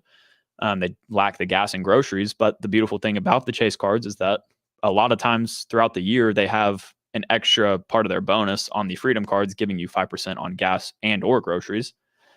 So you have that covered for a year while you decide if you want to go cashback or travel. And in the meantime, while you figure that out, you can then decide if you want to add the Chase Sapphire Preferred to your setup or move on to different lenders. So, and then if you did get the preferred and end up wanting to downgrade, you can do that to a free card and you don't have to worry about it. So like Chase is just like the easiest, it's probably the best. I don't know what the right way to put it is. I would say it's like the best beginner to intermediate card setup, and I do believe that, but in a different way to put it, I think it's just like the easiest for anybody to get started with and feel good about their decision. I would hate for you to get started with the Sabre One and then be like, well, I don't really want to travel, or get started with the Sabre One and Venture X, and then not really have a great downgrade path with the Venture X for a cashback card. Like it could just get messy. So I think sticking with that one ecosystem is kind of why I like Chase so much.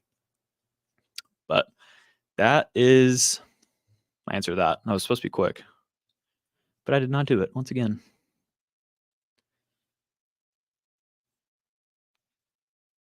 Let's see here. New to the credit card game. I've had the Discover for about 1.5 years and got the Built card in January. Nice.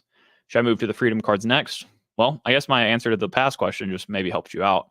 I think that if you do want to build out like a strong Chase setup, it's best to do that early on. You don't have to get a Chase Trifecta. You could get the Chase Freedom Unlimited. It sounds like you don't have a catch-all card, so that would help you a lot. And then the Chase Sapphire Preferred to get those points out to partners. The Chase partners, at least with Hyatt and a few others, are overlapping with the Built card.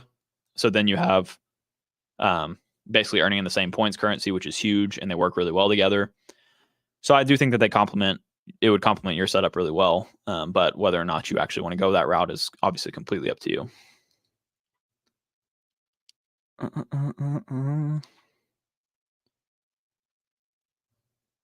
Let's see. I'm seeing a lot of questions come through. I do still have a couple more to get through before we get to y'all's. Scott, how do you become a member of the community? See, I don't know. Somebody told me like if you're watching on mobile or something, you can't see it, but on desktop you can. But either way, if you go to any of my normal videos instead of just this live, like after this, you should be able to see the join button no matter where you're at. I'm pretty sure. But yeah, you can also, like when you click on that, you can watch the video I made telling you whether or not it's for you, because it's not for everybody. But yeah. There's a lot of questions coming in.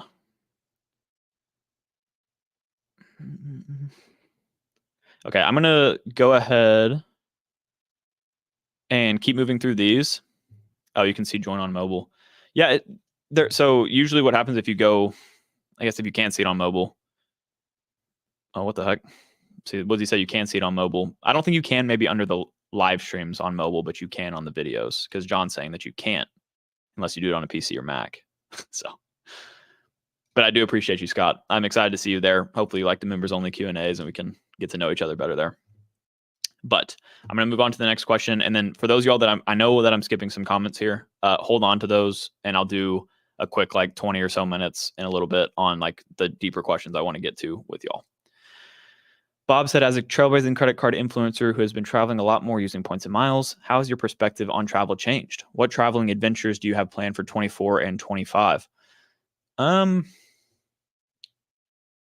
my perspective on travel change? I will say that the more I travel, the more I want to continue to travel. Like last year, whenever I first got started in this, I was really stockpiling points. I maybe took a couple of trips, but I wasn't, really really putting my points to use or anything.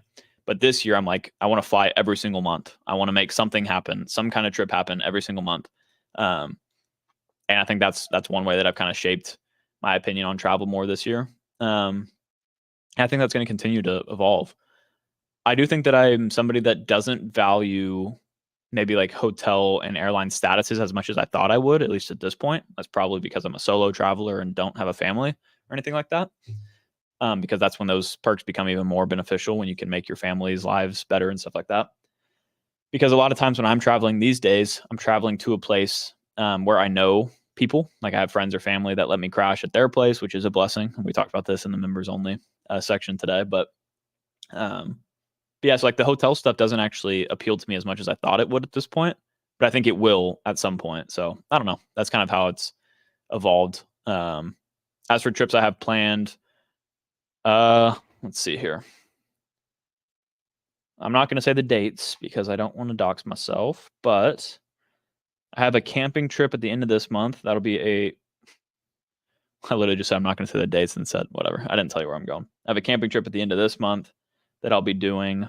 I also have I'm running a Spartan race outside of Charlotte. So I guess y'all come say hi to me there. You're going to be able to find when that is. But yeah, so I'm doing that outside of Charlotte as well this year that I'll be traveling for. Have a fishing tournament with my family as well, which is more of a local trip. I'll be going to Grow with Video Live in Las Vegas.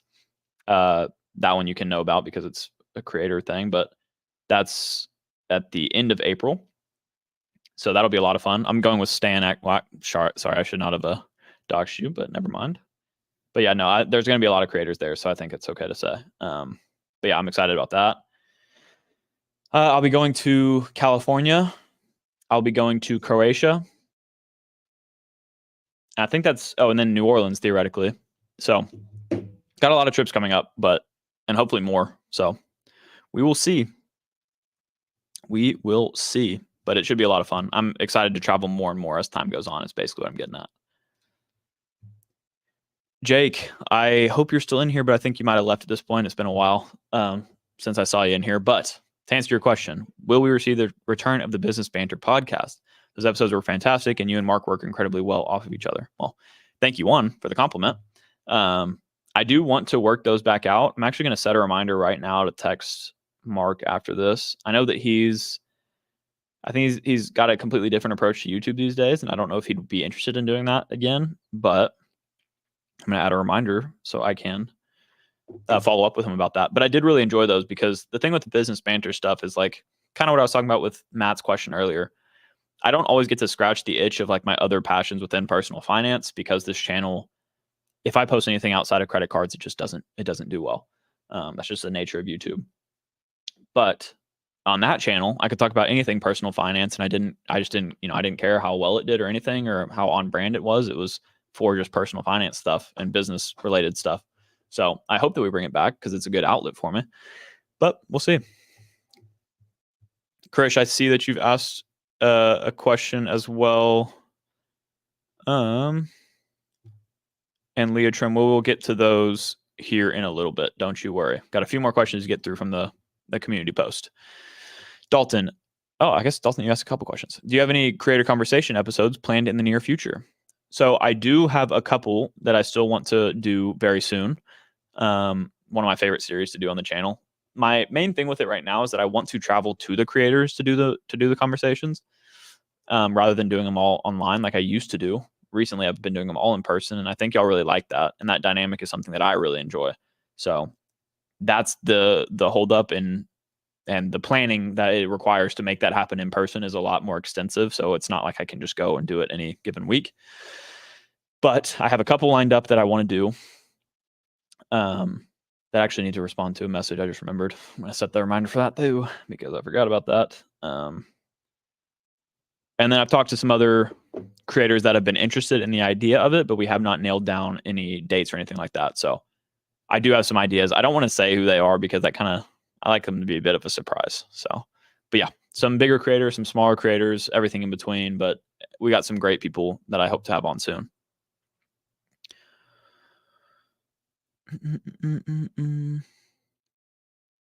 Woodsy, that's honestly not, that's not like out of the question.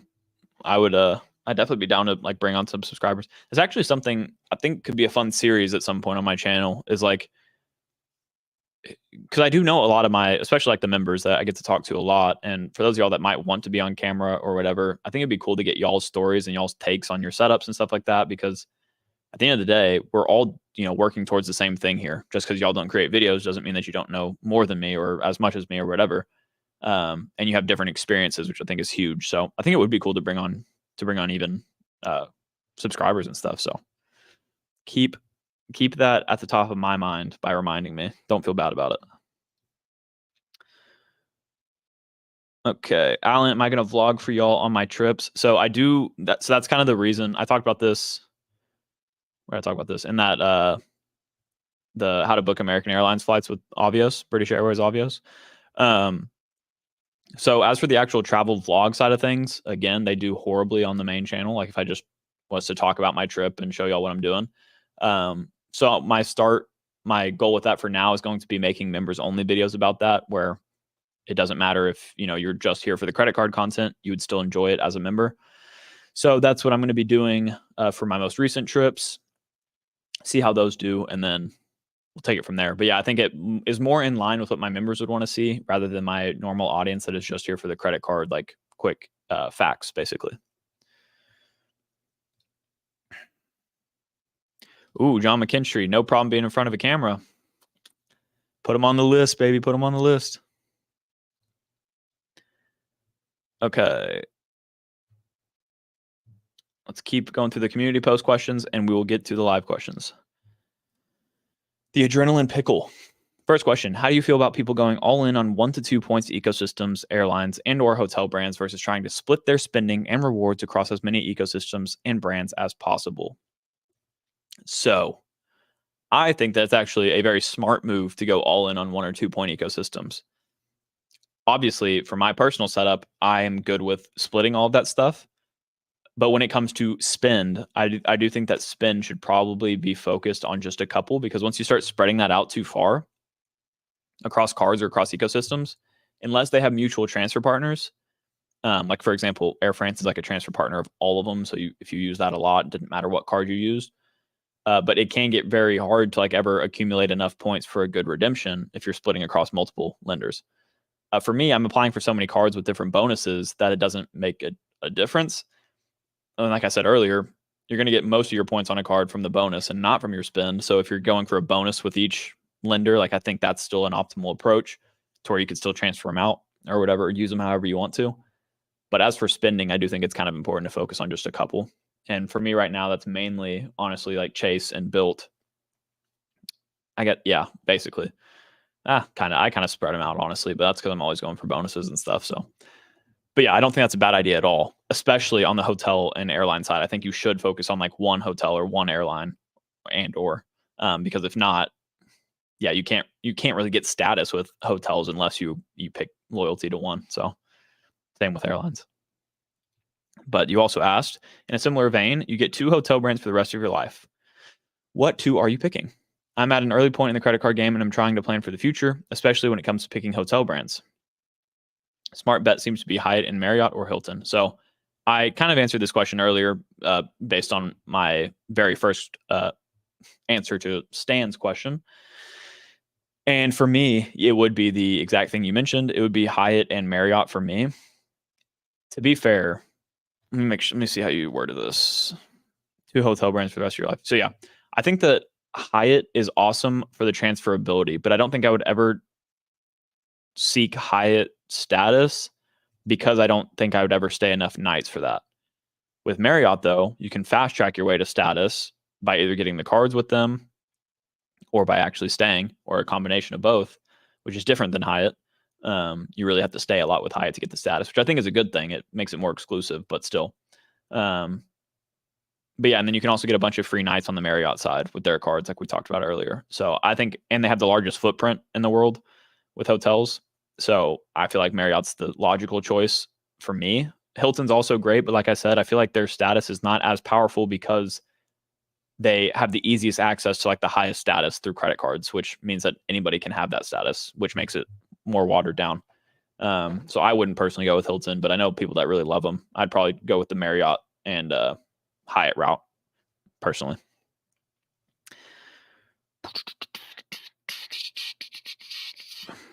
John was saying interview brand new creators. Yeah. I mean, I'm open to it.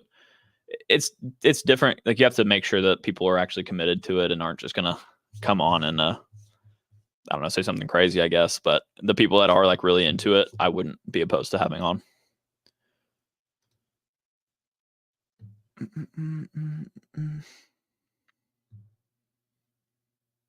John, you asked the best credit card point redemption I've made. As for cent per point value, it'd be that one to Croatia, at least the one leg of it where I got like 3.74. I think that's my highest so far. But probably the one that's given me the most value in like over time has been my redemption I did for the MacBook Pro.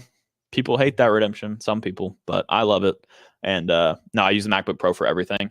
Like, it's my work computer, and I redeemed a ton of Chase points for it. I wouldn't recommend you do that, but it worked for me.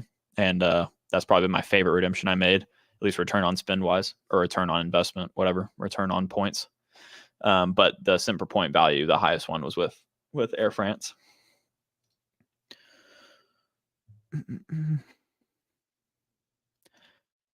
So you were asking, you have the Blue Cash every day, been offered an upgrade to the Blue Cash Preferred with an upgrade offer of $150 statement credit after spending $1,000. Do you think it's worth it? That's a 15% return on spend.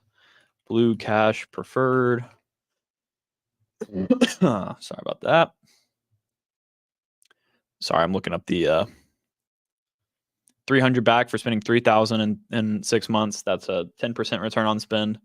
So if you're okay with sacrificing $150, that's also a special offer. But if you're okay with sacrificing $150, then technically your return on spend is higher, but it's kind of up to you. Krish, I see you've asked this question a few times, so I can try to address it real quick now that we're getting to closer to getting through all the community posts. What is the best 6 credit card setup? My setup's the Freedom Flex, Sapphire Preferred, World of Hyatt, Venture X, Amex Gold, and Built. That's honestly very similar to what I would probably at least close to build out. I don't think I could ever say that there is a best 6 credit card setup, despite what YouTube titles say. We do, obviously, like this video, like the best hotel credit cards. Like, that is the best for me. Or I'm going to give you a bunch of options, because if I was to sit here and tell you that this one credit card is the best for you, I can't do that because I don't know your situation. But yours is very similar to what I would do. I probably would have swapped out the Freedom Flex for the Freedom Unlimited, unless you're using you have the Venture X. So yeah, Freedom Flex, Sapphire Preferred works really well with Chase. You can transfer out to Hyatt or whoever. You have the World of Hyatt card, so that stacks on that. The Built card also transfers to Hyatt, so that's great. Venture X transfers out to anybody, gives you the airport lounge access. That's great. Amex Gold also transfers out to anybody, and you're earning a ton on food. The problem would be if you're splitting your spend too much, maybe that could become an issue, but it sounds like that's not an issue for you, at least right now. And you're mainly earning transferable currencies like within kind of the Chase ecosystem, which I think is a good idea.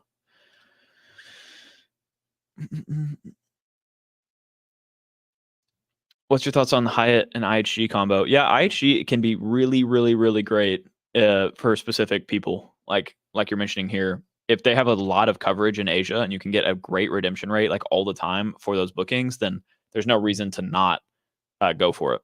Don't just because we don't always talk about IHG. I'm only going to really talk about cards positively if I've used them and they make sense. Obviously, I can do reviews on them, like I'm saying here. The IHG cards are good. I just have never gotten experience with them, but I know that people that have, through my comments and the data points I've collected, really, really love them. At the IHG Premier card especially. So I think it's worth. At some point, I will probably apply for the Amex Platinum. Actually, I definitely will, but I'll probably go with the Charles Schwab version, just so I can have access to cash back if I want to with my Amex points. But it's not on my immediate roadmap. I got a lot of other cards I want. What are your thoughts on rotating cards influencing spend, which may not actually be a good thing? Yeah, I mean, they're kind of smart for it, because obviously if you're getting 5x back on PayPal for 3 months or whatever, and you have been waiting on, not even waiting, but say there's stuff that you've been wanting in the back of your mind, but you haven't applied for, or you haven't bought it yet because you didn't actually need it. And then you see this 5x back on PayPal and you're like, oh, that $1,000, whatever I wanted, I can get 5x back on that right now. So I might as well go and get it. Yeah, that's a dangerous, slippery slope, which at the end of the day, the banks are profiting from the most, not only from the transaction fee, but also if you actually can't afford it and you pay interest to them, that's how they get you. So you just have to be really smart. That's at the end of the day, you shouldn't be playing the credit card game if you can't be smart with your cards and like be responsible. But I do think that they're dangerous in general, unless you pay them off on time and in full every month and have a plan for them. Yeah, John, I completely I know where you're coming from. It's so tough. Like, this is a good conversation topic because I mean, obviously I'm a person that has literally put like that title in my videos before. The title for this live stream is the best hotel credit card setup. Like, yeah, so this is exactly what you're talking about. It's 100% situational every single time. And that is why in my videos, unfortunately, the way YouTube works, I can't like sit here and say the best hotel credit card setup for somebody that is age 23 that lives in Austin, Texas. Like, I can't say that for a title. So you kind of have to make it clickable. And then once you get in there, I hope that you see that I'm giving you options. And I'm not saying this is the right setup for you. This is what works for me. Or these are all of the best hotel credit cards. This is why you should choose this based on your personal situation. That's what I try to do. But we do have to title them a certain way, and it kind of is what it is.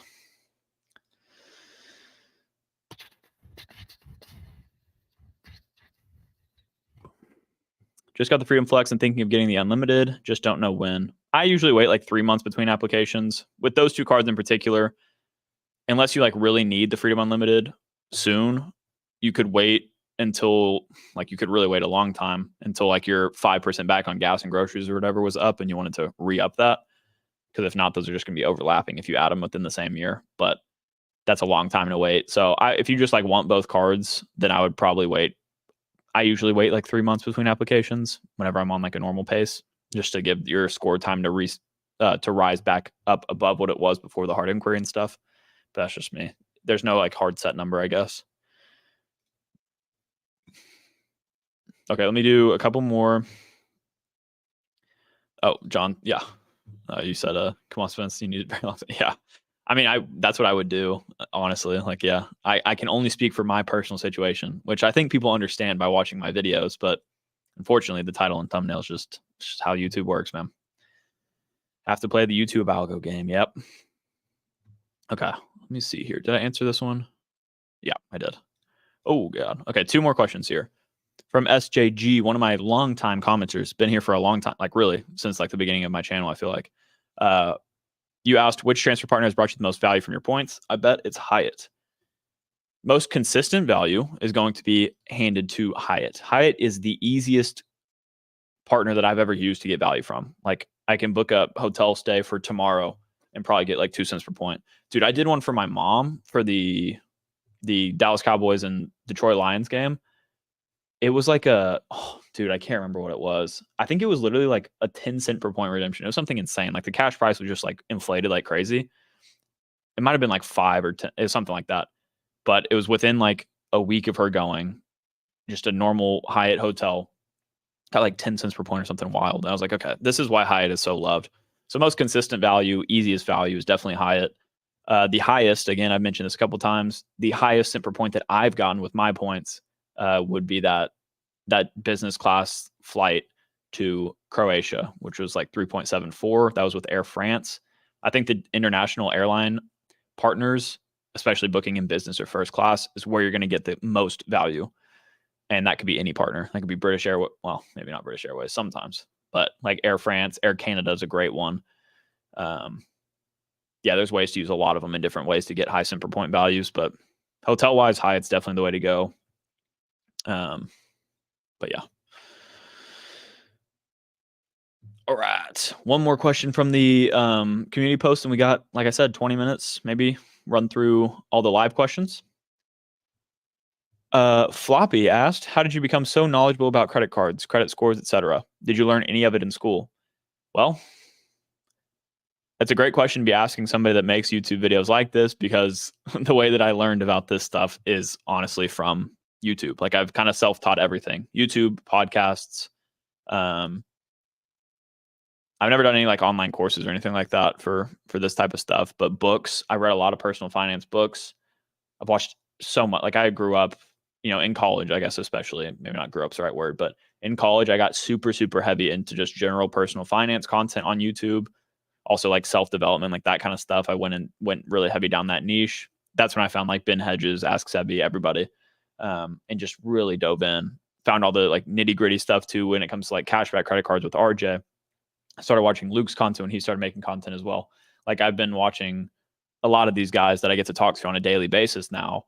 And that's how I've learned the majority of my stuff. Also spending time like in Discords and in reading through like Reddit posts and stuff like that about credit cards. I don't know. I think like as somebody with an engineering brain, like mathematical thinking brain like myself, there's something really, really fun about credit cards, like optimizing your setups, optimizing your strategies, making sure you get the highest cent per point, like all that kind of stuff is like really fun for us.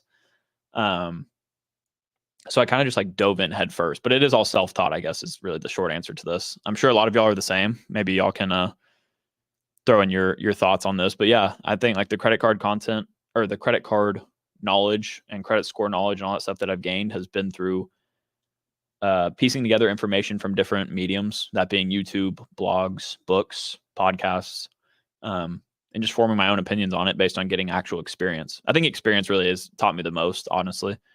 But I like to make my decisions based on a lot of information, which is why the credit card content in general has been such a big help for me, and why I like to post it too, because I'm already doing the research, so I might as well share it with y'all as well, you know.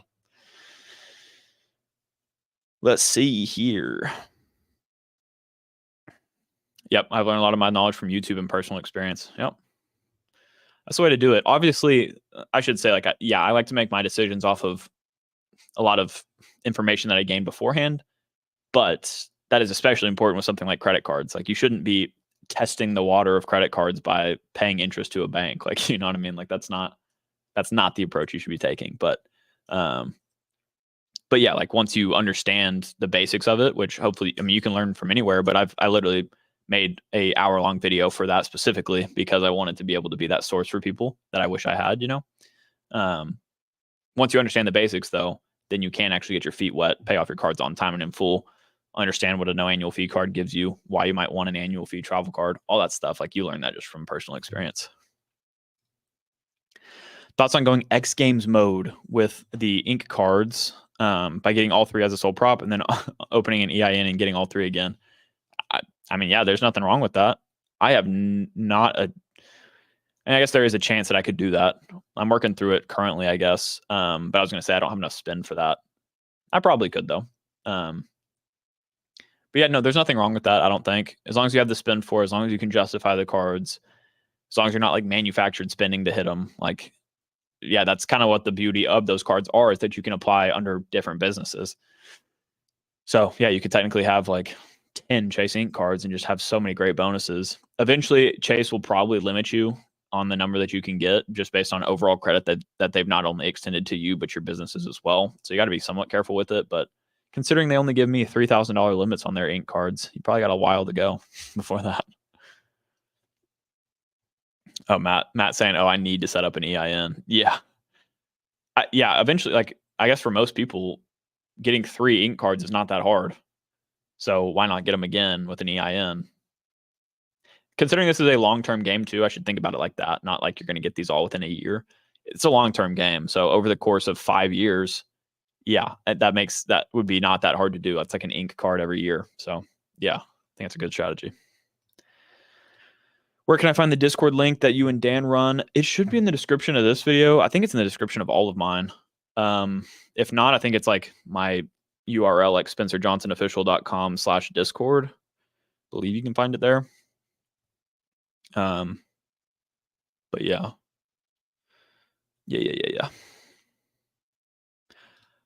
Kilvari, we already talked about this actually, so that's actually perfect that you asked. I think I probably talked about it for like 10 minutes or something earlier in the video, which of course it's not chaptered, but or earlier in the live, I should say.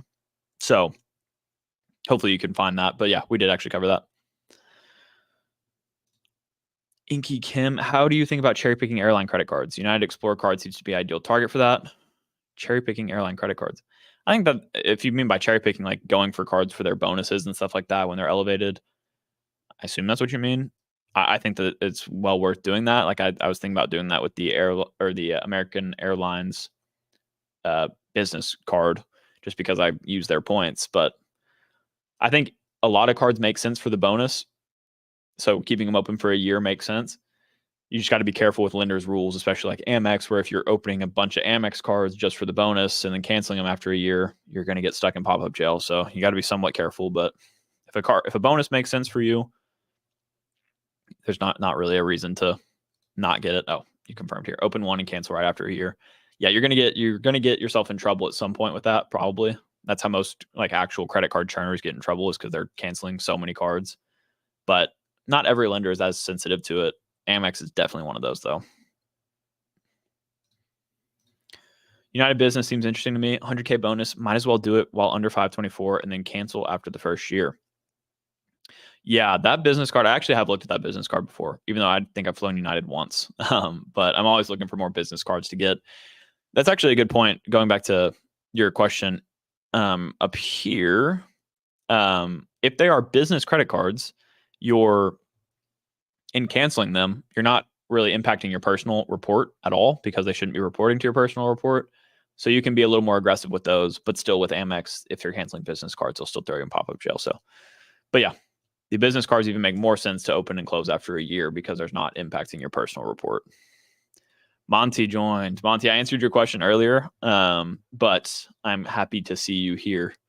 If you got any more questions for me, we got about 15 minutes or so that I'll be answering them. And matter of fact, we're actually at the end of the community post questions. So y'all ask me anything you want, and I'll answer them as much as I can for the next like 15 minutes. And also never thought about like having to go to the restroom while I'm doing this stuff, but 15 minutes, I can make it.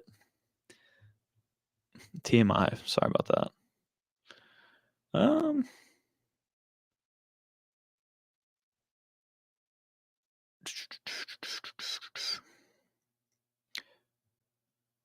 Let's see here. Thoughts on getting more Alaska miles? Alaska and airline miles are like really, really powerful from what I've heard. I've never flown with Alaska. Matt Welter does. He's a great resource for that. But they're like one of the most valuable airline currencies. So I don't see a reason to not get more miles with them if you fly with them. Kind of goes with anybody. David was saying, I don't know who you're responding to, but yeah, I get the I hate the members paywall idea. If you really feel recaps are better, then make a B-roll channel. I'd rather ads than paywall. So that is an option that I might consider, is like having an actual travel channel. The thing is right now that my audience that is already watching my videos wants to see these recaps, at least some of them, a very honestly small select number of them, compared to the vast majority of people that subscribe. Most people are here for the credit card content. So whenever I post any of my recaps in a normal video, it just doesn't perform at all, which it actually ends up hurting the channel and hurting the recommendations and stuff like that for y'all. So that's why I don't want to post it on the normal channel. Hence why I know my members really do care about that stuff. They're the ones that are asking for it. So I'm going to give it to them. It's not that I'm paywalling it. It's that I'm giving y'all more content, but I'm doing that content for the members that actually care about it, rather than the channel where I have to put a lot more effort into each video and make them very highly edited. I don't want to do that. I'd rather just post it to my members that care about it. So you don't have to join though, obviously. And I completely get where you're coming from. The membership is not for everybody. Have I seen a lot of Cybertrucks in Austin? Dude, honestly, yeah, I have. I've seen a good amount. What do y'all think about the look of those things? I honestly thought whenever they first came out that I would really like them, but in person they look like if you told a kid to draw like a car, basically what they look like. So, and also they're trucks, but they're not trucks. Like they don't have an open bed. So like what the kind of defeats the point, does it not? Might be crazy. Oh, what's up, Jake? Yeah, no problem. Yeah, you actually, you reminded me. I'm going to text him after this. So I'll let you know about that. I think you might have asked about it before. And every time you do, I'm like, we need to get back on that. I think it'd be awesome. So maybe so. Matt Clausen, with the United Business Card, just grab the gateway and the business half pays for itself. 5,000 points every year when you have the business and a personal card. Oh, yeah, that's true. Yep. I forgot about that. Yeah, see, United has an interesting system going on there. So Matt's the man, dude. Matt Clausen's got all the info.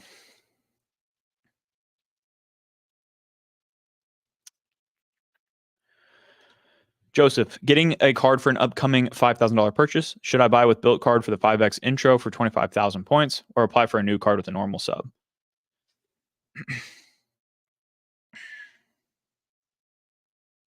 That's tough. $5,000. So because $5,000 could get you like 100,000 points with another company. If you're saying that you can already hit normal subs with your normal spend, then that makes it a little bit more difficult of a decision. But technically, if you're playing by the books, the most amount of points is going to come from going for a higher bonus than 25,000 points. 25,000 built points is awesome. But in reality, yeah, that's a lot of spend to be sacrificing for that. However, if you have plans for those built points and you really like need more, or you're chasing status with builds and stuff like that, then I think it makes sense to do that. I didn't capitalize at all on the 5X intro period because, again, the math like doesn't always work out. It doesn't really work out for it like kind of ever compared to a different sub. Like that's why I got the built card and the Chasing Unlimited at the same time. I put 6,000 towards the Chasing Unlimited, got 90,000 points. $6,000 on the built card would have been 30,000 points. So that's up to you though. Whoa, that's sweet. William, thank you for taking time to answer my question or comment. I took your advice and got a 50,000 point welcome offer on the Blue Business Plus. That's awesome, dude. Yeah, I assume that 50,000 was for like the 15 or 50,000 was for $15,000 worth of spend in 12 months or something like that. What does that offer? But yeah, I went with like the 15,000 points for $3,000 worth of spend, something like that.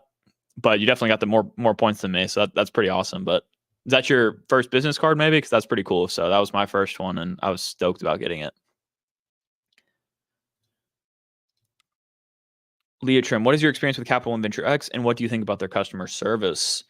Well, my experience with Capital and Venture X, that's funny you ask. That's literally my video that's coming out this weekend or maybe Monday if I can't get it out for some reason.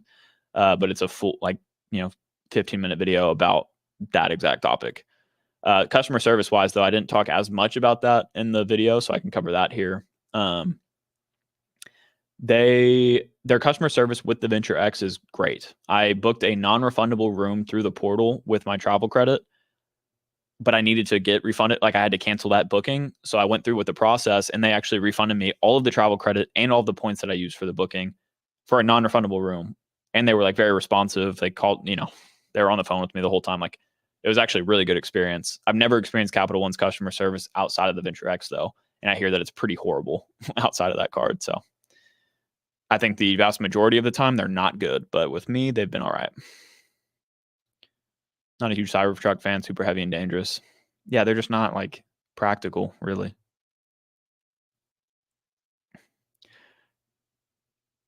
Matt, I don't know. Okay, yeah, you answered it down here. Perfect. The United Business card strategy is right here.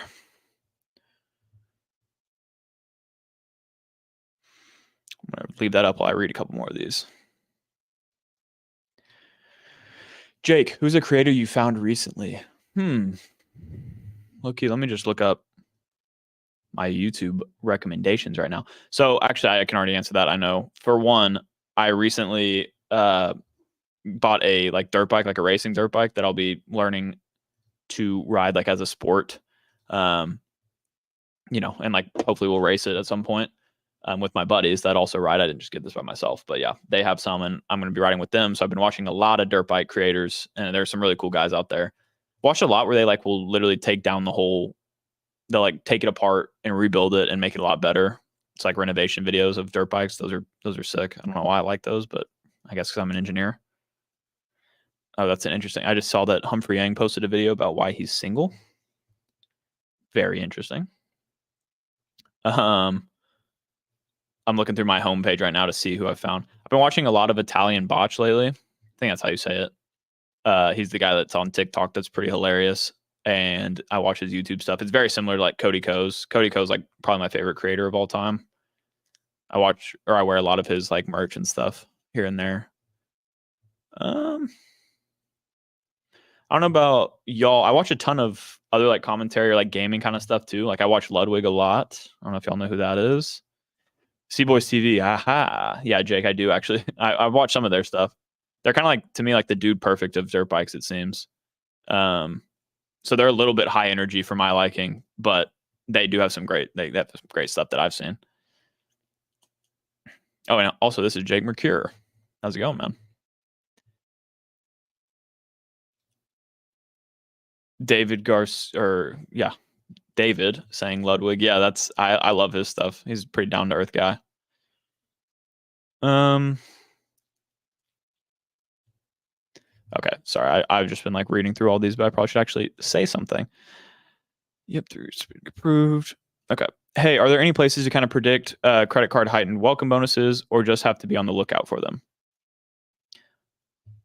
So there is actually a really good way. I'm gonna see if I can share my screen here. I don't want to accidentally dox anything, but I don't think I will. Can I do present, share screen, window, StreamYard, this? Can y'all see this? Shoot, I shared the screen that I guess I can look at my other monitor. So what we're looking at? Oh yeah, U.S. credit card guide.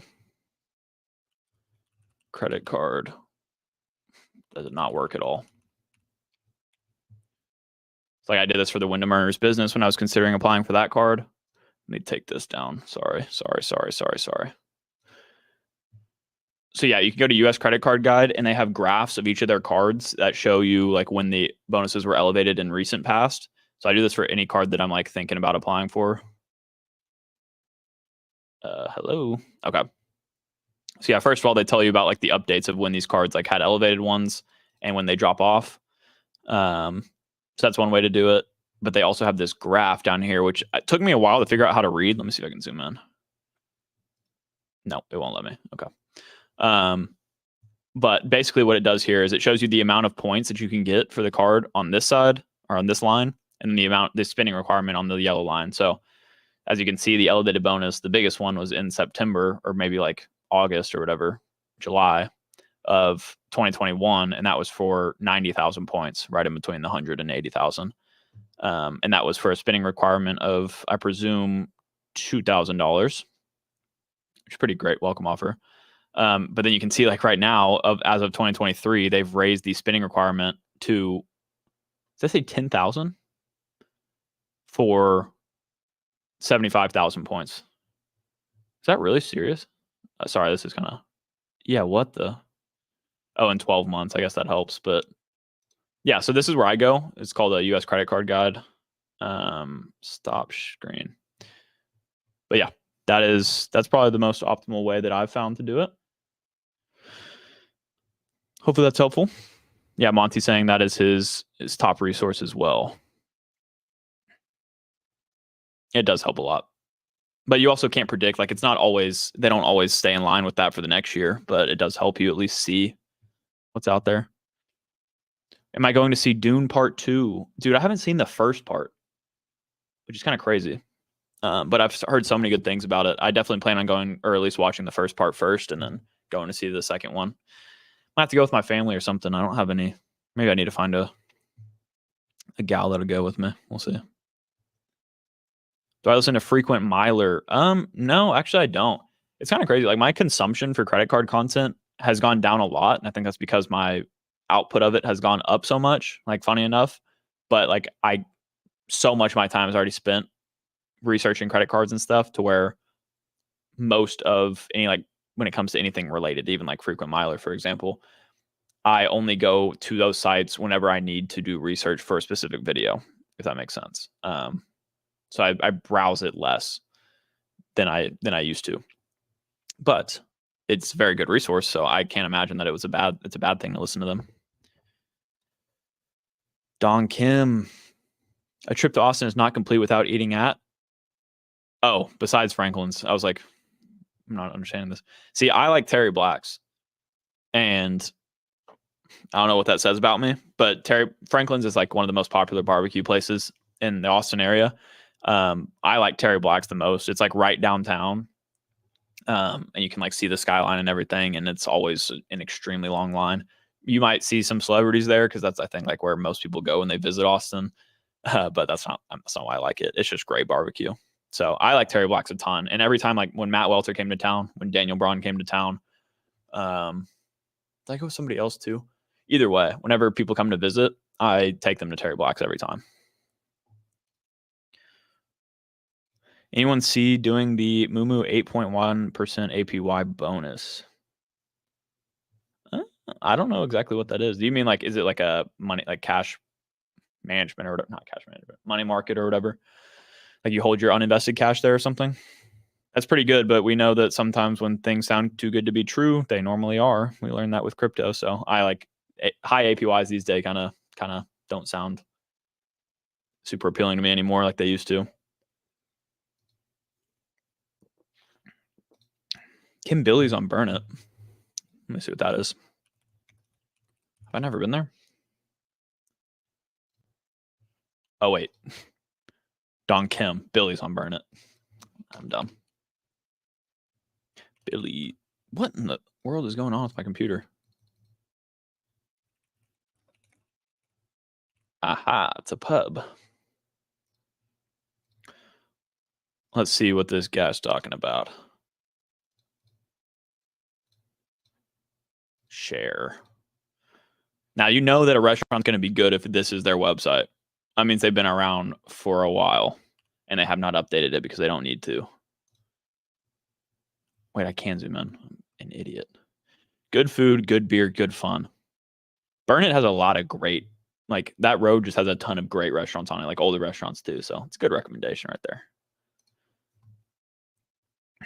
Best burgers in town. That's good to know. Michael, yeah, I think we're on the same page. The extra 3% APY for 3 months isn't worth anything. I might lose things if it doesn't pan out. That, like, all of the ways that you could like stake your crypto and stuff like that, or yeah, just hold uninvested cash in those crypto apps and get like a 12% return or APY. I used to think that was awesome. I was like, dude, that's so cool. And I'd never put any, I'm not like ever recommending you do this or anything, but I never put more than like 1% of my portfolio into crypto. But yeah, like it's gone. So, I mean, I got some of it back, but whatever. It definitely has a higher likelihood of going away if it's that high of an APY. That's what I've figured out. If it sounds too good to be true, it probably is. It's the biggest lesson I've learned from crypto so far. People never learned anything from Terra Luna. Yeah. That's what freaks me out, man. But I'm also probably a little bit like risk tolerance wise with investing is lower. How do y'all invest these days? That's an interesting topic. It's not credit card related, but how do y'all invest? Are you more of like an index fund or mutual fund, or you have it managed by somebody else? Or are you individual stock picking? Like what do you guys do? If anybody is still here and wants to talk about stuff with me. I guess it's already past 2 hours. I was supposed to end it already, but I'll ask that last question to y'all. If you have any final questions, ask now or forever hold your peace, because I am needing to eat some food and stuff at this point, but I'm having a blast with y'all, so I never want to end these things. Jake said, if you ever come to Chicago, hit up Small Cheval. Is that how you said that? Best burger I've had. I have been to Chicago once, and I went during the summer, and I really liked it. But I don't think I could ever go to Chicago during the winter. But yeah, maybe I will hit it up again soon. I don't know if I know anybody that lives there. Actually, I do. I have one friend that lives out there right now. I mean, obviously, I know Jake. You sounds like you do, but like close, like people that I know from personal life. I have one friend that lives out there, so maybe I should make a trip. Inky just said index funds, 401k on VTI and QLD for rest. That's a pretty optimal approach. Yeah, VTI and chill. Stan says, "Oh, Stan, I didn't even know you're still in here. What's up, man? Ghost watching." VOO, BUG, SCHD.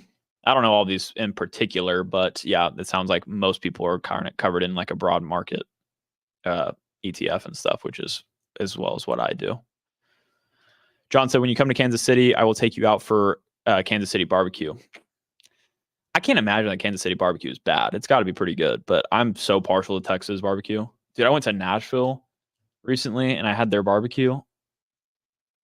No, it was horrible. I mean, granted, I got barbecue like on Broadway, which is probably not the best taste test, but it was not good compared to Texas barbecue.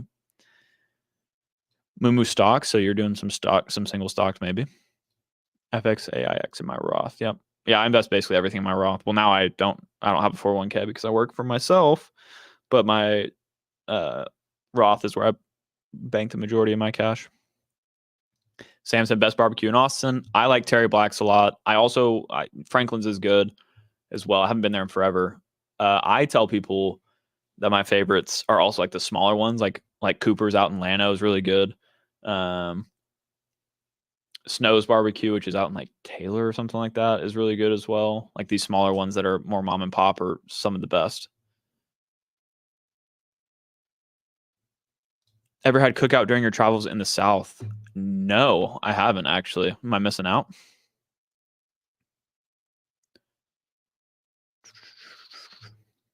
Jake McCure. Heck yeah.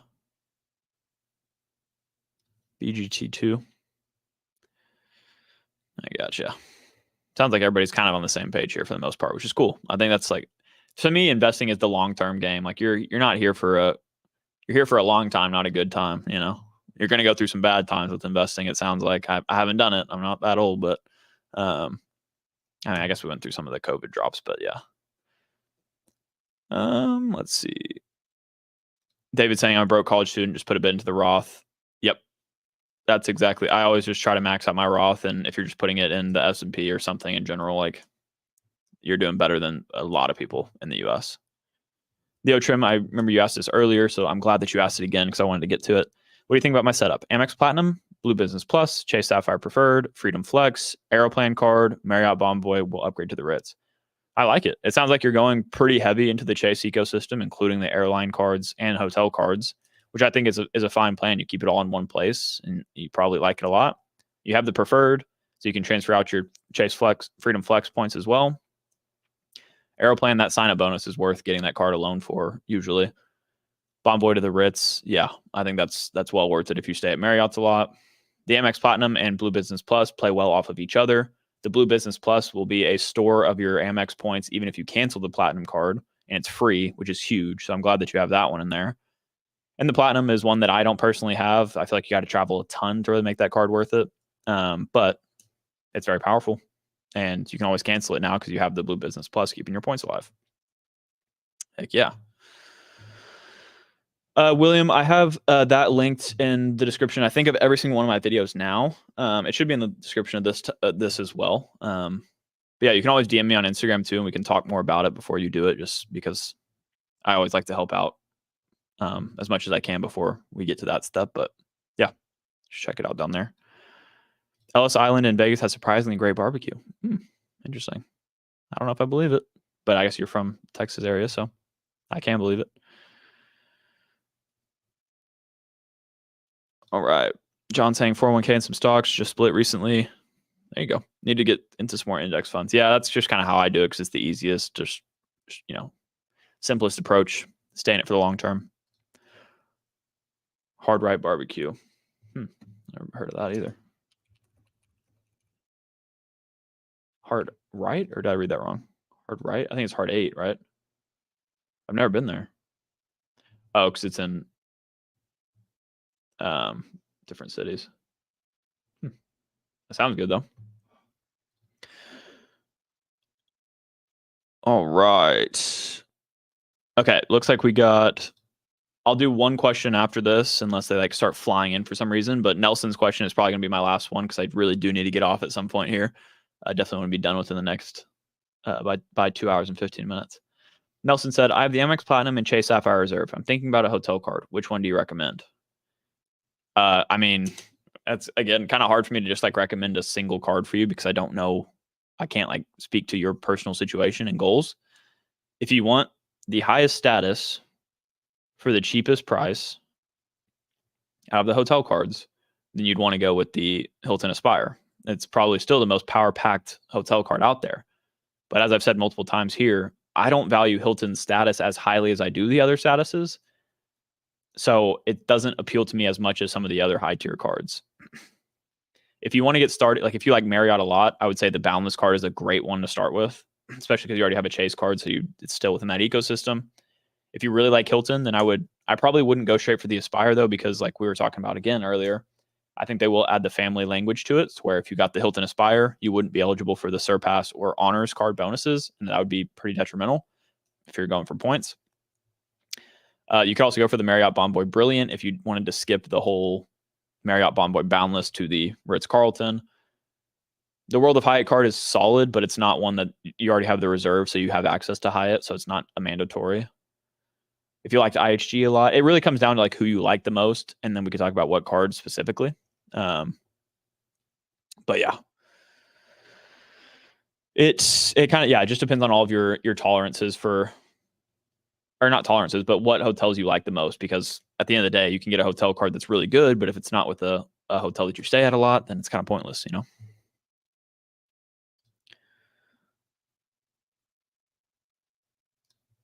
Zach said, all I currently have is an old Quicksilver and a CSP. I don't travel a ton, but would like the free couple nights every year.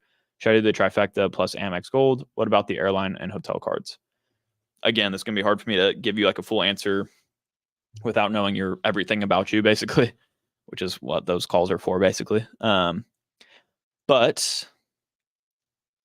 it depends on what, again. So when it comes to airline and hotel cards, I would only get airline and hotel cards if you are loyal to a specific airline or hotel. It sounds not counterintuitive, but it sounds simple. But a lot of times we forget that. We get like kind of caught in the glitz and glam of like these really great looking cards on the surface. But if you don't stay at that hotel, then it doesn't matter. If you don't fly with that airline, it doesn't matter if you have their best credit card. So as for you have a Quicksilver and a CSP. You could build out your chase setup a little bit more. Like if you really like the 5X rotating category idea, you get a Flex and a CSP. That gives you a lot more points for Hyatt properties, especially if you added one of the freedoms right now with that 5X back on gas and groceries. Like you could use that card for everything, this year basically. And you could get a ton of chase points, use those with Hyatt, see if you like them. That's one option. The Amex Gold is a great addition. It's just going to become your food card. So if you went with a freedom card right now, I would not get the Amex Gold because then like groceries and dining is already covered on the freedom cards for the first year, especially. The Amex Gold is really only worth it if you want to use your points for travel and also will use the credits on it. If you can't knock down the effective annual fee to at least like a manageable number, don't get it. So yeah, I guess that's my take on those.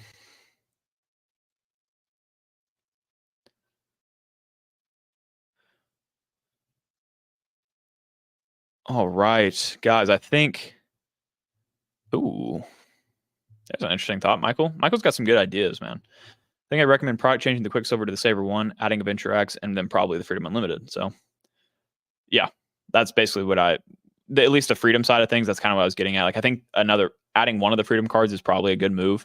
You could also, do the Saver 1 and Venture X route if you wanted to. Depends on how much you want to travel. That's not going to help you with free nights. I will say that. The Venture X is not going to transfer to any hotel at a great rate. Or like any hotels that most people stay at. Like they only have Wyndham and Choice, but with Choice, they only have a 1-to-1 transfer. With City, you get a 1-to-2 transfer with Choice. So it's half as good with Capital One, but it just depends again on your goals. That's a good option though. All right, guys. All right. Let's see. John saying, go get some food. Yeah, I need it, dude. About to finish this Zevia, a little sugar-free. Sugar-free cream soda, but I need some food in me. But everybody, I do seriously appreciate you joining tonight, Jake. I do appreciate you joining and asking a bunch of questions. Just everybody in general. Like we've held probably the most consistent audience that I've held ever on a live stream. So that's awesome to see. We've been going for almost 2 hours and 15 minutes and still got people, strolling in. So that's amazing. Going back to what I said at the very beginning of this PowerPoint thing that I created, I'm clicking back. So we answered all of your questions. We took a lot of live chat questions intermittently. Remember that this full live is going to be left on the live shelf on my channel. So you can see if you asked a question on the community post, I did answer it. So just scroll back through this and you'll see it. At least if it was left within the last couple of hours. And then also I do plan on cutting this up if it makes sense, if I can find a good chunk of this that might be very applicable to y'all, then I will try to cut it up. So that way, if you're not a live viewer, I guess you wouldn't be seeing this once again, but I want to make it accessible to every content type, whatever you like to watch. So that is really everything for tonight. I really do appreciate y'all joining. As always, I'm always here to, chat with y'all. You can always DM me on Instagram if you have specific questions that I didn't get to tonight, but I'm just happy to get to talk to y'all. This is like the perfect Thursday night for me. I don't know about y'all, but yeah. All right, let's see if I can get Odin in the frame real quick. Awesome, David. Yeah, I'm glad you got to be here too, man. And Odin. That's what I need to end on right here. I'm going to break something by doing this, y'all. All right, Odin, you're going to have to come to me. Come here, buddy. I don't want to wake you up. Come here. The people got to see you, dude. Come on. He's got to wake up here. What y'all have all been waiting for. Odin, what's this? What's that? You see that? Well, as always, the classic outro. Thank you guys so much for watching this live stream, this video. If you did enjoy, please consider leaving a like and subscribing to the channel. And with that being said, Odin and I are going to catch you guys next time. Y'all have a good night, and thanks again for watching. Talk to y'all later.